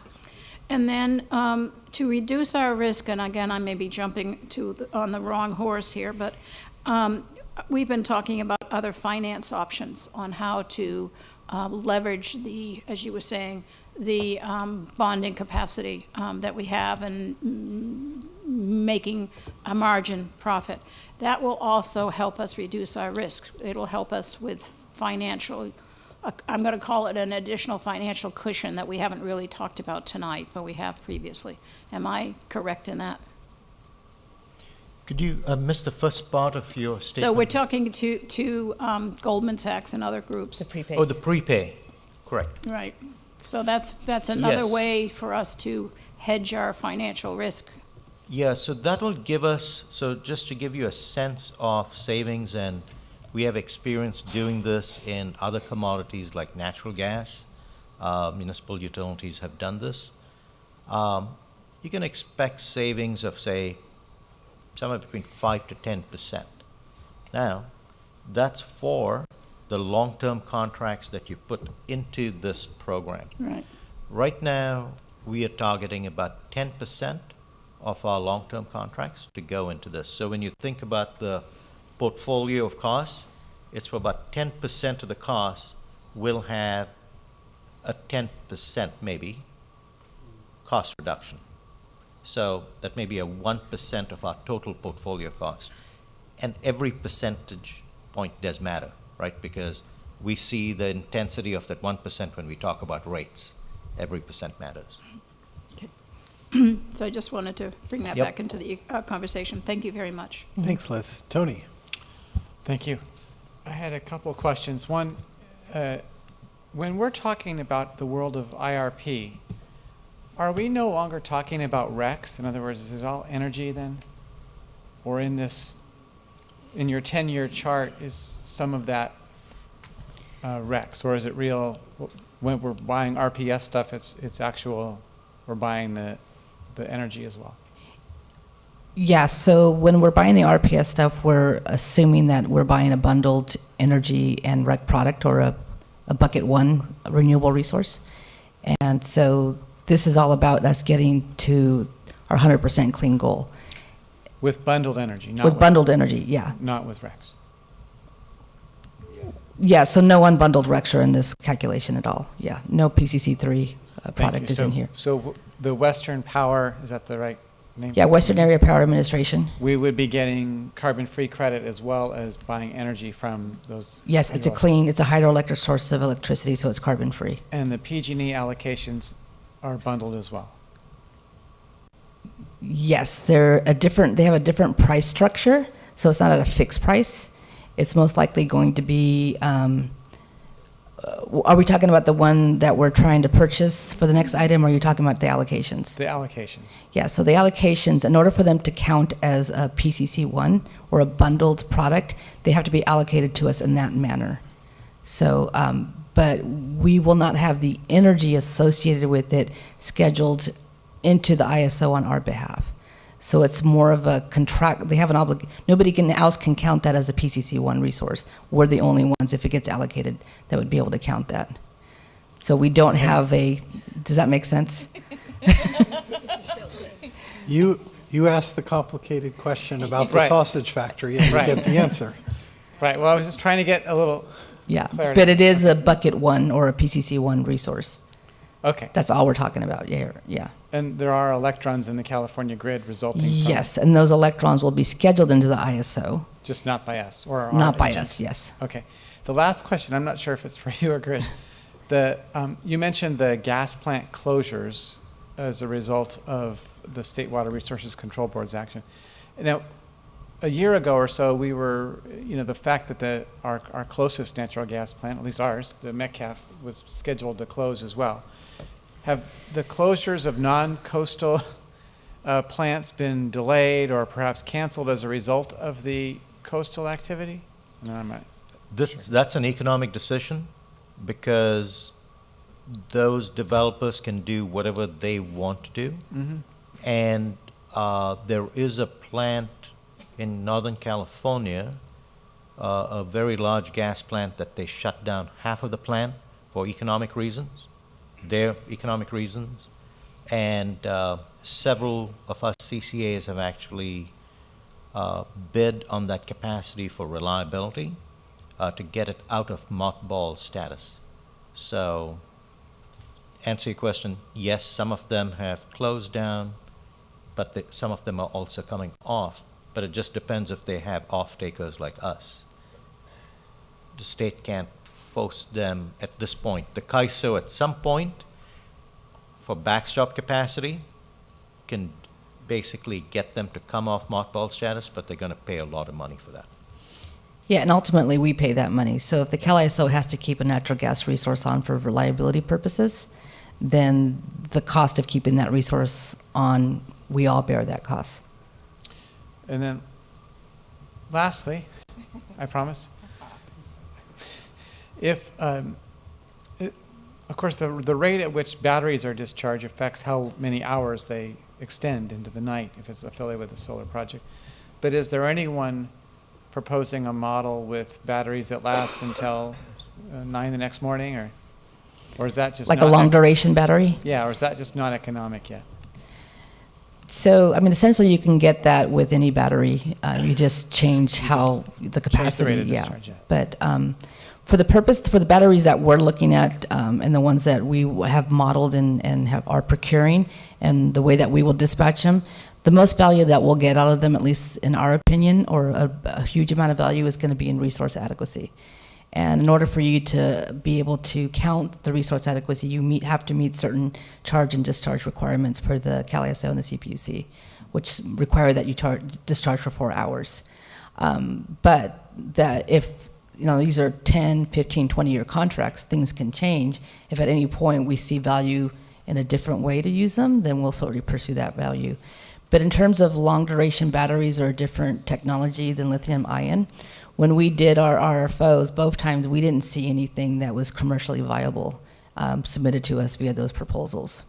So I know there's a lot of talk about it, and I think the state and the policymakers would love to see us starting to procure different technology, but the reality is that the market there's just nobody making those offers right now to us. Thanks much. Mm-hmm. Jeannie? The only comment I was going to make is, yes, I think you got everybody's attention. It was an excellent presentation, and Monica, I'm still always impressed with your ability to speak as a very intelligent, competent person in your position without making all of us up here feel totally stupid. Okay, you've got a real talent. I'm glad that you're working with us and helping us deal with this very complex matter. So thank you. Thank you. Are there any questions remaining from us? Seeing none, let me ask Well, you. I have a little bit. Go ahead, Rod. If you don't mind. I didn't go in the first round, so. I with baseload departing, the Diablo Canyon plant is about 20% of our load roughly allocated. Is that correct? Yes. And dispatchable natural gas with that, all these plants on the coast departing for environmental reasons, right? We're heating up as I understand it, we're heating up seawater in the proximity of these plants, which is why they're mandated to to close, what fraction of that is, of our capacity do they represent? I mean, I know we're not buying natural gas now, but in fact, it's being bought on our behalf, right? When we take system power? Well, I don't know what percent, and I might ask Ian if he's still here he tends to know these types of facts and figures better than I do. But in terms of how we're supporting natural gas in the industry, certainly the resource adequacy that we procure for reliability, those are almost entirely coming right now from natural gas facilities. And so that provides a stream of payment to these natural gas owners, project owners, that is much needed to keep them online. In addition to that, we hedge our portfolio. So if we didn't do anything else and we just bought the stuff that we bought, then we'd be buying 100% of our energy from the spot market from the Cal ISO. But because there's a lot of exposure, a lot of risk and volatility there, we contract for fixed price energy so that we manage that risk. And for the most part, that's all is being backed by natural gas resources as well. So does the Cal ISO, or these folks that are worried about the overall integration of the system, do they have a general solution for dispatchable power with all these plants closing? Do they have a solution for baseline power with Diablo Canyon closing?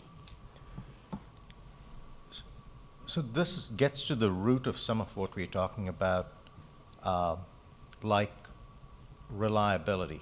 Right. Looking out 3 years and maybe having a central buyer. So people are worried about this throughout the state. Mm-hmm. So central buyer is one solution to really look out long term. The CAISO and the CPUC, I think they were a little late to the game in identifying this shortfall and how they could replace it. But they're learning, and so next year's processes, and when Diablo Canyon goes down, the process is going to be much smoother.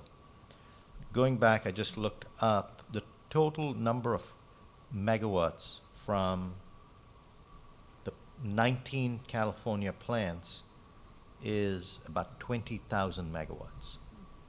So when that amount of gas, and some have been closed and others are going to continue to be closed, it's a challenge. We don't have full solution to it, but they mandated so most of us are going to go with batteries. So that's in fact item number 6 coming up is we're upsizing the battery storage in some of the plants we have. There is work being done to have batteries in existing gas plants, because one thing you can do is existing gas plants will continue to work, but to the extent you have batteries, you can reduce the number of starts and therefore improve air quality. So that's what's being looked at right now. So this is challenging, and unless we think we just like somebody else to do all this work for us, which I'm certainly not a proponent of, we're going to have to step up to this and assume our role as a responsible player in the state's energy and RA needs, right? That's exactly as we have been. Yeah, I forgot to say, you just stated this last statement. I got asked this question just a month ago. What are you as a CCA doing to be a good grid citizen? Yeah, exactly. And this gets to the point of when we started, we weren't as focused on reliability. And that's fine, every year we... Right, and RA was inexpensive to procure. Inexpensive, 1 year, et cetera. So again, going to one of the things we teed up, geothermal, for example. Geothermal is a renewable resource, it's PCC1. It just costs a heck of a lot.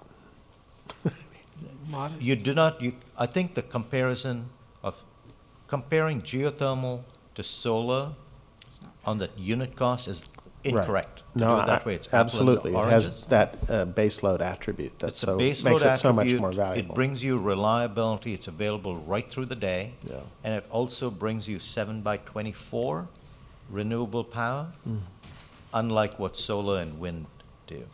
So those are actions also that we are taking and others are taking to help with some of these capacities. Well, I think this is going to be an ongoing discussion Yes. that we're going to have, and we can put price tags and identify what the costs of these various options are, and I'm sure it'll be challenging, but we're going to have to sort out how to assume our role as a responsible player and make our financials work too. Right.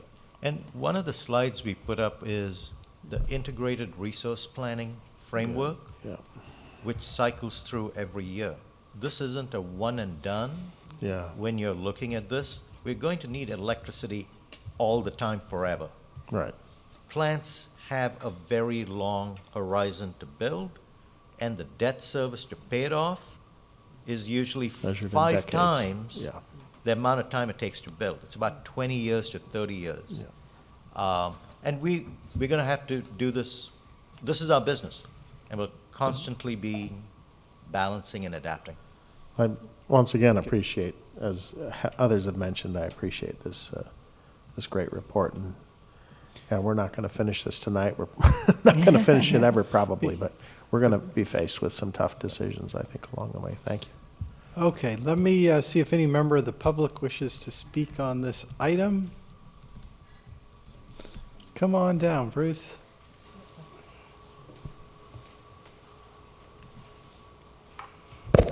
Thanks very much for the opportunity to speak. The task before you all is sort of like juggling knives on a teeter-totter in a hurricane. One of the things I want to compare the prices we're seeing for existing renewables is to the short squeeze that sometimes happens in the stock market where, for whatever reason, well, the main reason being that you can't just snap your fingers and create more renewable resources. And so I think, looking at the graph of 10 years worth of procurement with a 70% net open position shouldn't cause you to say we need to lock that in right now while prices are high. It should cause you to say we need to begin contracting as the organization is for affordable renewable resources at a reasonable clip that will allow that gap to be closed over the span that's available. So contracts will be entered into over the next 3 years, will provide the electricity needed for the next decade. So this is just sort of, in short, a don't panic suggestion. For those of the directors who are new or who have forgotten this, when load leaves PG&E, they have the PCIA resource to get themselves whole. When load departs SVCE or the other CCAs, there's no equivalent financial recompense.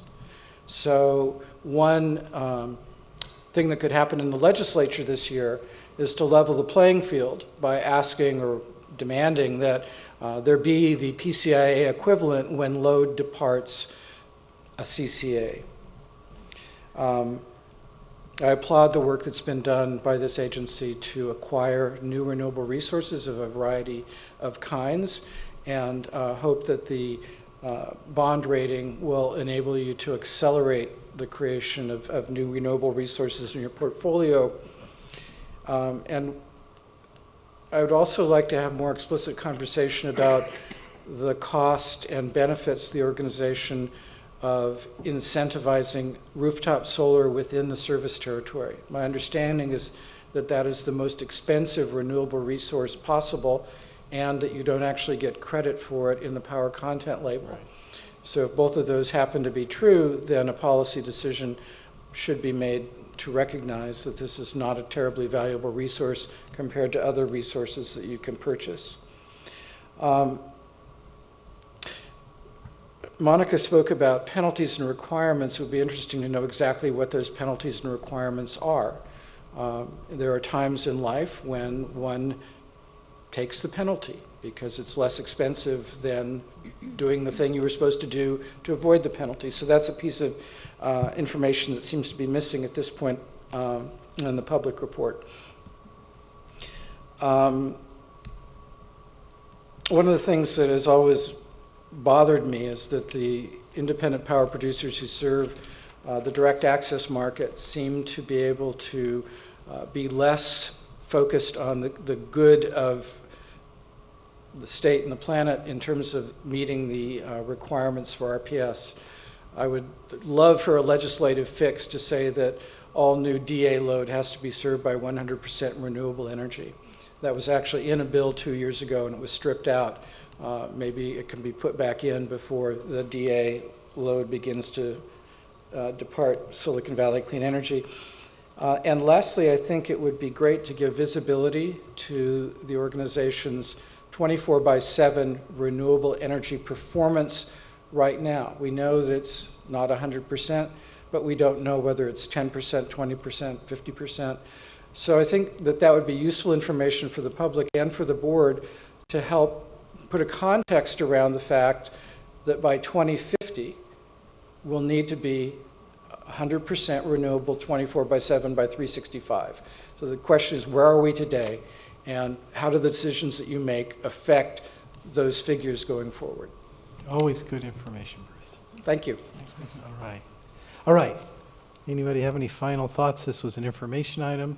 Let me just make a couple comments that came by early in this whole thing. Clearly, this is a challenge for us, but this is the bread and butter, right? We're an energy company. This is where the bulk of energy, enthusiasm, and sweat and tears is going in to making sure that we are procuring the power that our customers need and that we are becoming an ever better citizen on the grid, who was mentioned. And Koresh said it very softly, but in a passing comment, I believe that staff has actually asked that we remain flexible as a board to enable staff to make good choices on behalf of the goals and strategies that we've set forth. I know this was just an information item, but I also know that out of this information item, Monica gave us 11 things. Number 8 was missing. There's something good in there. 11 things that are going to come back to us for action. And so this is our business. Oh, don't worry about it, Monica. This is our business. I am grateful that we have an awesome staff that's taking care of business, and we're going to see this stuff just continuing to flow for months to come. And somebody else said it, honestly, for years to come as we sort out all of these, how we're going to procure power. And with that, I'm just going to close this item, and then let's move diligently forward to item number 6, which, hey, should get us some power. So moved. Oh, no, maybe it's turn. Well, let Monica tell us how great it is and how good we've done.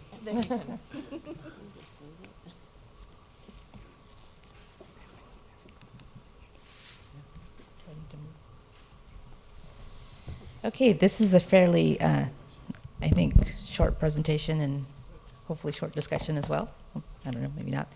So we have 2 items under item 6 that we're asking for your approval. The first one is that you approve a resolution, essentially allowing the CEO to execute an amended and restated power purchase agreement with Recurrent Energy for the Slate 1 LLC PPA. And so this is a PPA that we've already executed, and it's amended and restated because we made some modifications. And along with that, to change the term of that PPA so that it's now a 17-year term through 2038, and an amount not to exceed $198,500,000. And then the second resolution that we're asking that you approve is if we get shortlisted, that is, if PG&E awards us or accepts our offer, that the CEO is able to execute a confirmation agreement with PG&E for a long-term bundled RPS energy purchase for a term of 10 years, so January 2021 through December 31st, 2030, and an amount not to exceed $13,500,000. And so just a quick little background, the RA Slate PPA was approved by the board in October 2018. Since then, we've been monitoring the progress of this project. Everything appears to be on track in terms of getting it built in time. The commercial online date for this project is June 30th, 2021. So, and they appear to be on track. Since we signed this PPA, a lot of discussion that we had earlier today about this reliability issue. But as part of that process of mandating procurement for all the load-serving entities, the CalISO opened up kind of a fast-track process for developers to install batteries at existing facilities that had either natural gas or wind or solar generation, or to increase the battery capacity associated with an existing battery or one that's being planned. So they fast-tracked this process, and they basically said what would usually take 2 years for you to get approval, if you apply by this certain date, we'll give you an automatic approval. And that actually spurred a whole lot of enthusiasm by the solar developers and the battery developers in California, and they were coming left and right with proposals on how they can upsize batteries or install a new battery at a facility that doesn't have a battery. Through that process, RE Slate approached us and said, this PPA, we have an opportunity, because we have enough interconnection capacity, to increase the battery size of that PPA. Are you guys interested? We'll give it to you at the same price that we negotiated in the original PPA. And so we evaluated it.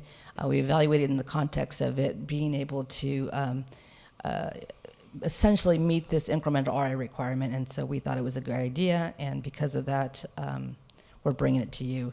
So there's 3 main changes that this PPA, amended and restated PPA does. It changes the term.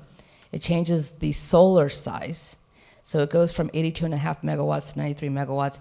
And more importantly, it changes the battery size from 24.75 to 46.5 megawatts. I already talked about some of the reasons for doing it. And this, again, is what our request is.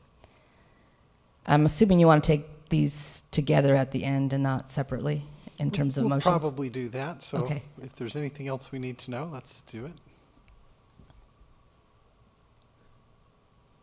Oh, next one, Yep, okay. keep going. So PG&E long-term, bundled energy RPS PCC1 product. PG&E, again, has this big portfolio of RPS resources and carbon-free resources. They routinely issue solicitations or requests for proposals, and we've often bought from PG&E for 1, 2, 3-year terms. This go-around, they issued a solicitation in November for a 10-year term. And it would come, they basically offered up all of their existing solar resources. And they only had a couple of requirements, one being that you had to take it for 10 years. And the second is that you had to offer them either everything at a fixed price or everything at an index plus rec price. And so we chose the index plus rec price. We made them an offer to buy essentially 125,000 megawatt hours a year for 10 years. So SVCE has a contract in place with PG&E right now, an enabling agreement, the Master Power Purchase Sale Agreement that you guys all approved as well.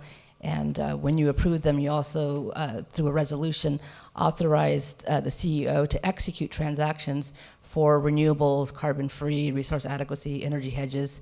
But you limited the term of those transactions to 60 months.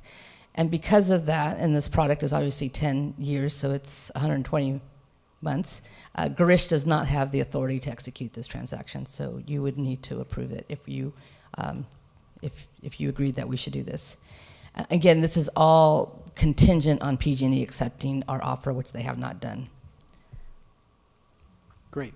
Okay, do we have any questions up here? Nancy's got one. So regarding your comment that you just made about Garish not having the authority, does that mean that we would be seeing some of these items later, or are we giving him authority? You would pre-authorize him. So, yeah. Okay. So you would, just like we do with the PPAs, we don't bring them to you for your signature. We bring you a resolution that you authorize him to execute it. And that's why they're in 2 parts, so got it. Yep. Great, thanks. Okay, here's the recommendation. Does anybody else have any more questions? Just so the public knows, right, we've seen this, we've all had our opportunities to meet with and talk with staff. I get that there's some complications, but I think we've all gotten ourselves knowledgeable before we got here. So don't treat the lack of questions as a lack of interest. Is there any member in the public who wishes to speak on this item? I'll come back to us for some discussion and/or a motion. I would make a motion in 2 parts. One is the resolution number 2020-04. And can I say as written, or do you want me to read it in? No, it's fine.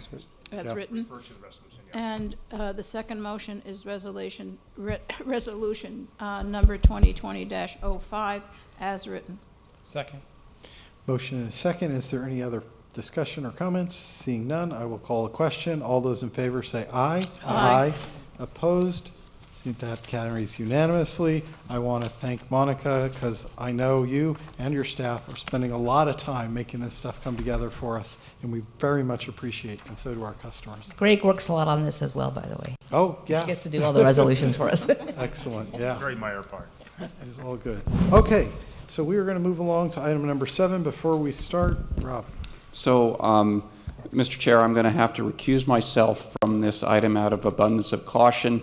I'm working for a early phase startup that is developing products in the low carbon building electrification space, and the built environment programs, of which there's some red line changes in here, could materially benefit the company that I'm, doing work for, so I will be recusing myself from this item.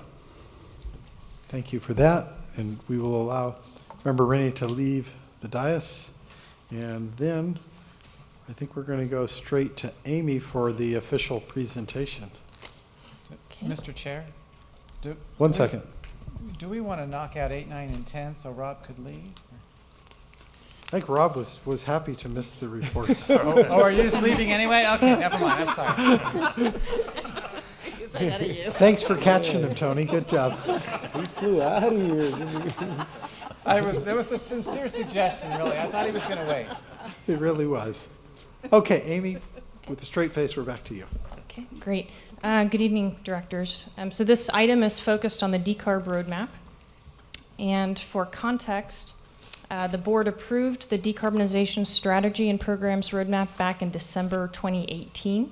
We've had 1 full year of implementation. So this is the first annual update. You've had a lot of quite weighty policy discussion this evening. I kept the slides fairly brief for this item and pretty focused on the specific request we have for you. That being said, of course, happy to dive into any questions that you have beyond the slide deck. So first, I wanted to give a few brief highlights of 2019 and then just dive into the proposed changes to the roadmap.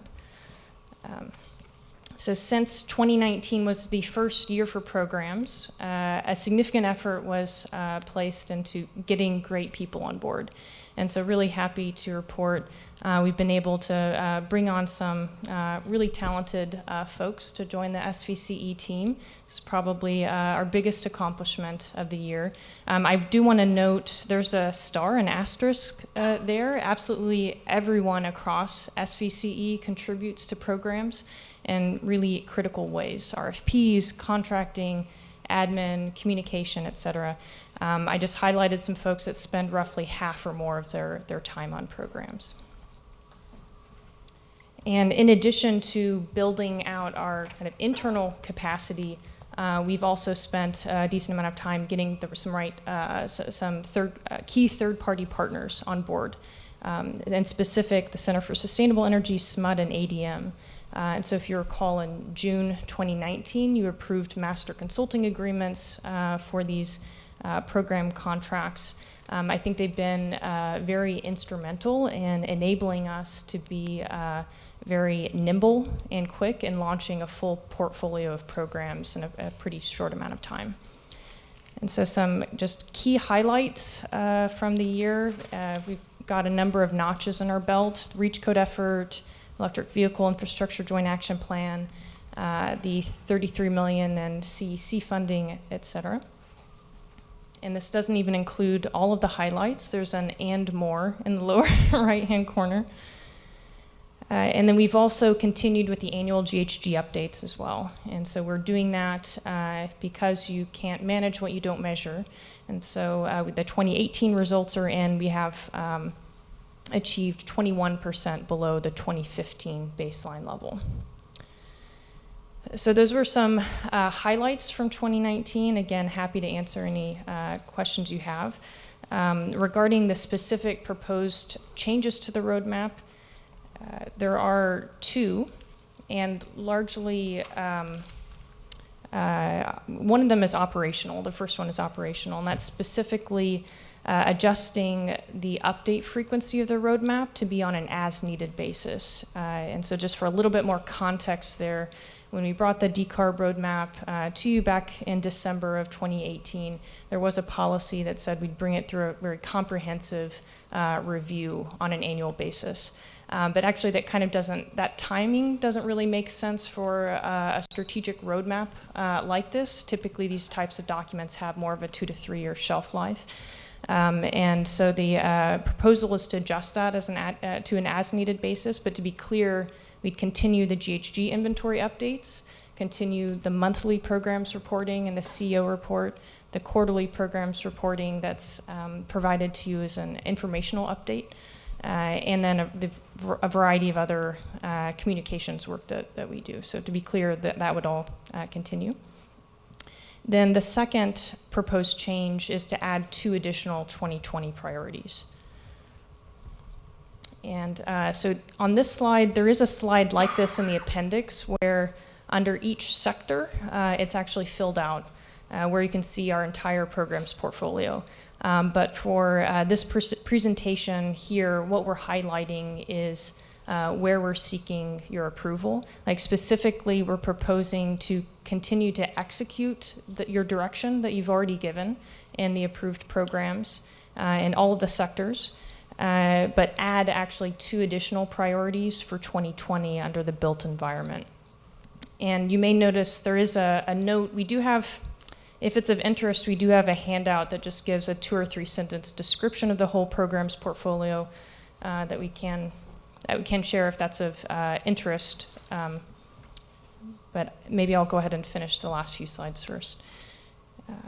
So the 2 specific programs are first to carry out a building decarbonization joint action plan with our member agencies. So this would be very analogous, akin to our electric vehicle infrastructure joint action plan, but for the built environment. And then the second one is resilience at community facilities, including city facilities. And so in the wake of the power shutoffs last fall, resiliency is certainly top of mind. We've been having a number of conversations with our MOG on what a program could look like for community facilities, and so that's what this specific program area would focus on. And then in order to execute on the programs that you've already approved and these 2 new proposed programs, the staff proposes the following funding allocation adjustments. And so I'm trying to be a bit more precise in my terminology. So just to clarify what I'm referring to, when the board adopted the budget, you've adopted 2% of the operating revenues to go towards programs. And so this would be taking the amount of funding that you've already approved and basically within that amount of approved funding allocate certain levels to specific programs. So that's what I'm referring to terminology-wise to make sure it's clear that there's not an incremental fiscal impact compared to what the direction you've already given. Okay, so that's the presentation, and here's a summary of the staff proposal, specifically to approve the resolution to adopt the revised decarb strategy and programs roadmap with these changes. There are program briefs and then also specifically these budget allocation adjustments as well. I'm happy to take any questions.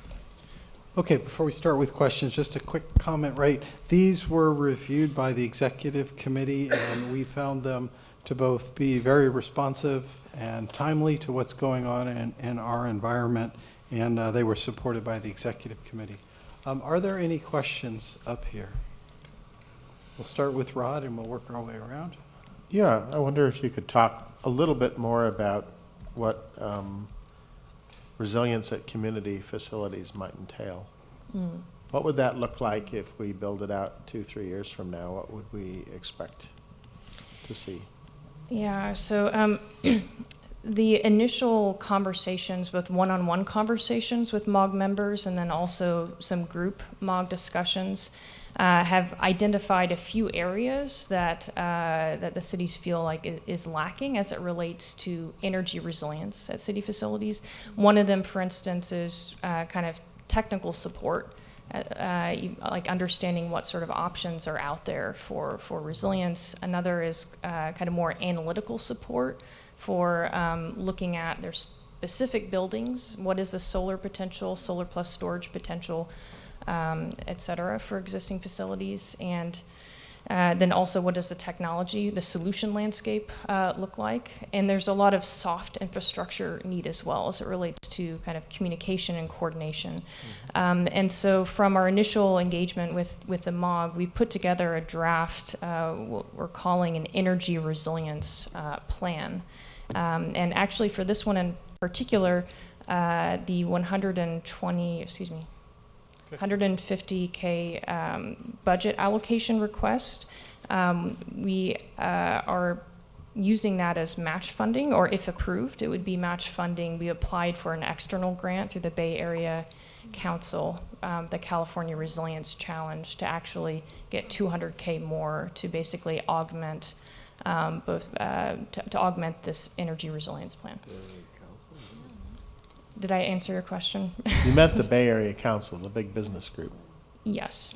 So they had a call for applications where they were seeking grant proposals for energy resilience projects with a focus on planning and a focus on the public sector. So the Bay Area Council would come in with grants to help the public sector buildings be more resilient, you think? That is what the grant description was.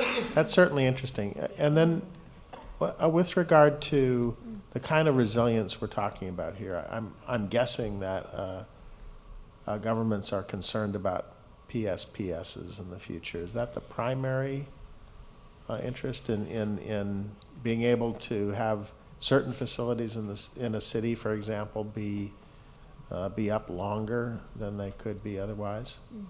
So I think a big component of the energy resilience plan, kind of work plan, would be kind of categorization of need for resilience, including, I think, some facilities, needing longer duration of storage or different types of solutions.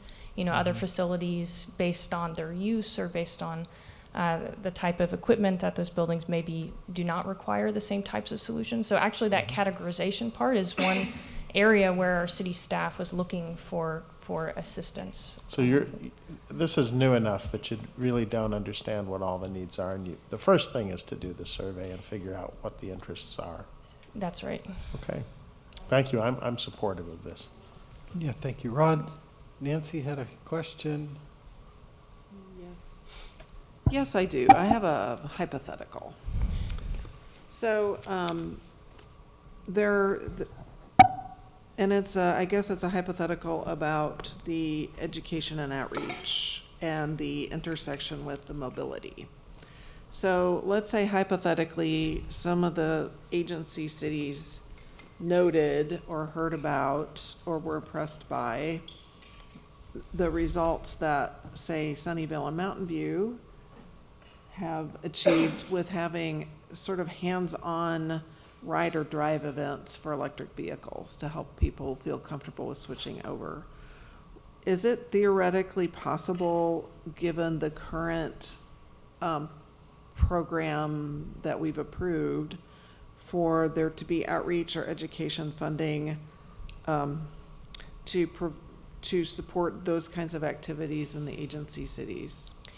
Right. So we have, and Dawn would be a better person to speak about this than I am, but we have sponsorship funds, which is one mechanism that we would can use to actually sponsor events such as this. And so we have spoken with the Sunnyvale staff, about specifically ride and drives, and have discussed specifically the sponsorship model for this year. Other CCAs and other cities have, taken on various roles as it relates to ride and drives. So, for instance, the Sonoma Clean Powers and Peninsula Clean Energy have done a number of ride and drive events. We hadn't proposed it in this particular go-around, in part because we have a lot of other priorities that have already been board approved that are taking up a significant amount of bandwidth. And since we have the sponsorship funds available, that seemed like an appropriate mechanism to get some experience this year on it. So if people, say specifically Sunnyvale, finds it to be productive or fruitful, would it be another 2 to 3 years before the board would revisit that allocation, or is there any mechanism for? No, I think it wouldn't be another 2 or 3 years. I mean, I think the comprehensive update, or what we've called a comprehensive review, I mean, that would be looking at the entire portfolio, but you know, we certainly need to be a dynamic organization, and that's why we're, you know, proposing a couple additional priorities now. And over the course of 2019, I believe we brought you 3 or 4 different areas, like the workforce development, the EV infrastructure funding, heat pump water heater extension, et cetera. And so there could be an adjustment in that way. Okay, so it's helpful to, I'm glad that I asked a hypothetical to show the flexibility of the program process, because this is a part of the comprehensive review, and that will be coming forward on an as-needed basis in the future, correct? Right. Okay. Okay. Thanks. Okay, thank you. Liz? Thank you. So that's a good segue for me, and I have mentioned this a little bit to Garish and the group previously, but it's been percolating based on this presentation. In my profession as an architect, I've been getting an awful lot of negative pushback about the REACH codes. The lack of transparency, the lack of understanding, and just, you know, generally, what do we think we're doing? And people don't understand.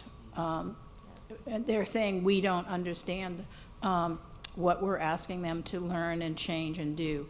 So my question is, does any of our existing programs allow for this, or, excuse me, or do we need a new program, which is specifically outreach and training for architects, engineers, construction specification people, and I don't know how we fit in with USGBC. They just don't know and don't get it, and the feedback right now is that we are getting a lot of pushback. Right. So I think there are a couple kind of avenues for greater engagement for those groups in particular. One is it didn't make it timing-wise for this particular update, but we do have actually requests that would be coming to you next month tentatively to expand the budget of the REACH code effort, specifically on the implementation end. And so we had already baked in a number of different kind of implementation tasks in the original scope of work and the original budget to work with permitting officials, for instance, and training in implementing the REACH codes, but have discovered, you know, this need to do a significant amount more. And so a component of that would be a greater amount of budget for technical assistance to a number of different groups. And so that would be tentatively coming to you next month. And so I think that's one area. Also, the building decarb joint action plan that's proposed would be another avenue to really bring these folks into more into the fold, basically. And we certainly intend to reach out to architects, designers, builders, et cetera, to be a part of that stakeholder engagement process. Key contributors to that process. Mm-hmm. I appreciate knowing that. The sooner the better. All right, good questions. Tony? I just wanted to, I know Rod was confused by the Bay Area Council. I just wanted to make sure it's recognized that's just for planning. The $150,000 is nothing towards implementing. So they're not going to give us money to put in batteries. They're just looking at encouraging continuity of services to serve their business community. Just to give you a sense. The business community or public agencies? So the public agencies can have a continuity of service for the entire community, including their businesses, I would assume. Because knowing the Bay Area Council isn't quite as broad thinking as maybe SVLG or others. To give you a sense, well, and no offense taken, I just think that's the fact. To give you a sense, we're in the midst of installing, I hope you're not on the board. No. We're in the midst of trying to get batteries installed at one facility. It's a 50,000 square foot rec center. It's a rather large building. Has solar already. Prime candidate to just add batteries so that we have continuity of services to work as a shelter during a power outage. That project alone is 1.2 million. So the whole project of 300,000 is a nice planning effort, but won't even address. I was just a little taken aback that the Bay Area Council would fund any. You were pleasantly surprised, you mean? Yeah, pleasantly surprised. Yes, pleasantly surprised. Okay, so to my friend Liz, I just wanted to ask, and for clarity, I assume the pushback you're getting is from non-residential architects primarily? Oh, that's all right. Questions? I'll hold my tongue for change. Yes. Question for Ms. Bailey, Dr. Bailey, pardon me. Are we on pace to spend, not that we need to, but are we on a pace to spend all of our program funds this fiscal year? In the last budget update cycle, there was a programs reserve created. That way, any program funds from FY19 that either weren't spent or weren't allocated could be rolled over, because as you know, you've seen, it takes a while to ramp up programs, and especially for some programs that are kind of incentive-based, that are based on customer participation, it's really hard to gauge uptake. And so that program reserves fund is in place, and anything that's not spent would be held in there, in the programs reserves fund until it's spent.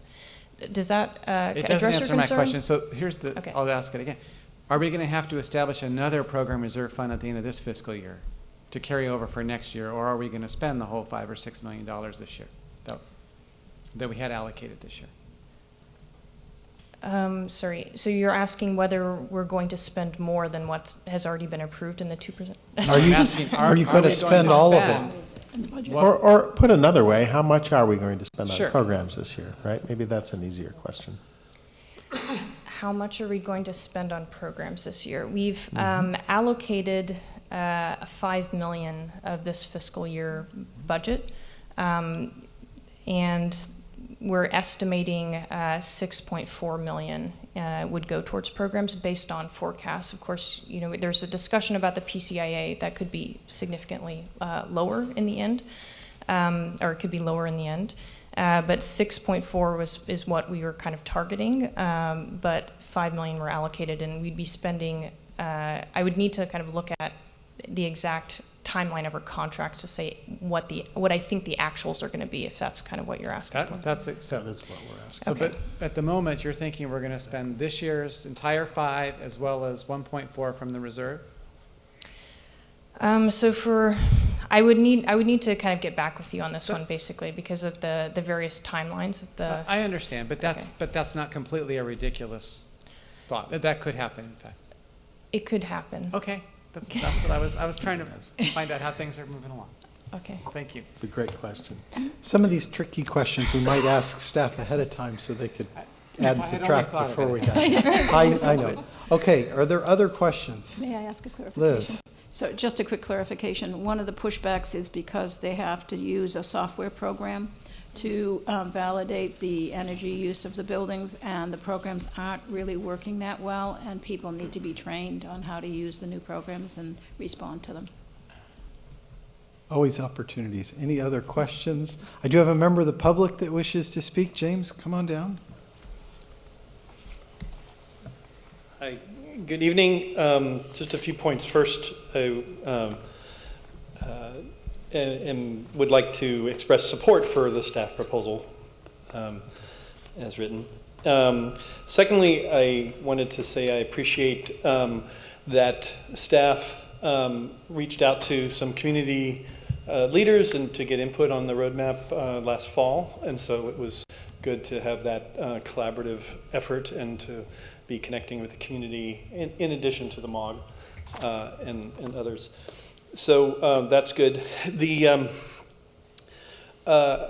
another thing related to what Director Gibbons brought up about needing some additional help or support for other organizations for REACH codes. I follow also and attend some of the Peninsula Clean Energy board meetings, and they've already, so that there's a shared effort and budget allocation that's already been approved by their board, if I'm not mistaken, already, I think, last board meeting. So it's not just this entity that would be helping to support that. It's a broader regional effort, as has been the case with the REACH code efforts. So that's good. The Building Decarb Joint Action Plan that's included here is a really well-written and well-framed need to pull together and understand through the consultant that's been requested to help work on this for the organization, because due to the good news of a lot going on in the state and region to help in building decarbonization, some state money, some activities at the CPUC. So it's a complex puzzle that has to be figured out. What is the best allocation of resources and attention of this organization and the member agencies, and then how does that fit into the broader puzzle of all the efforts that are happening at the state level for building decarbonization, including with external groups like the Building Decarb Coalition that Dr. Bailey is now a part of.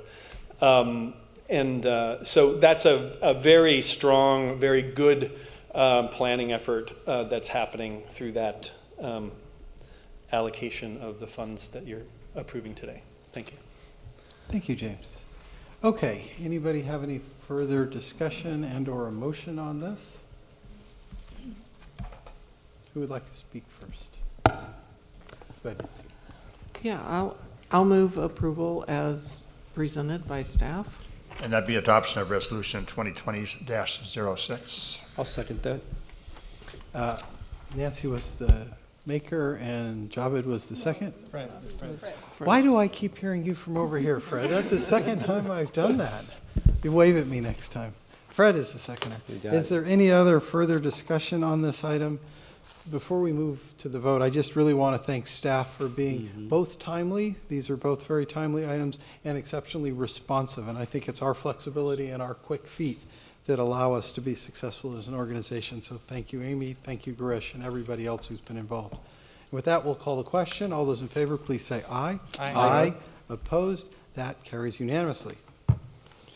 Okay, moving on. Item 8, the Executive Committee report.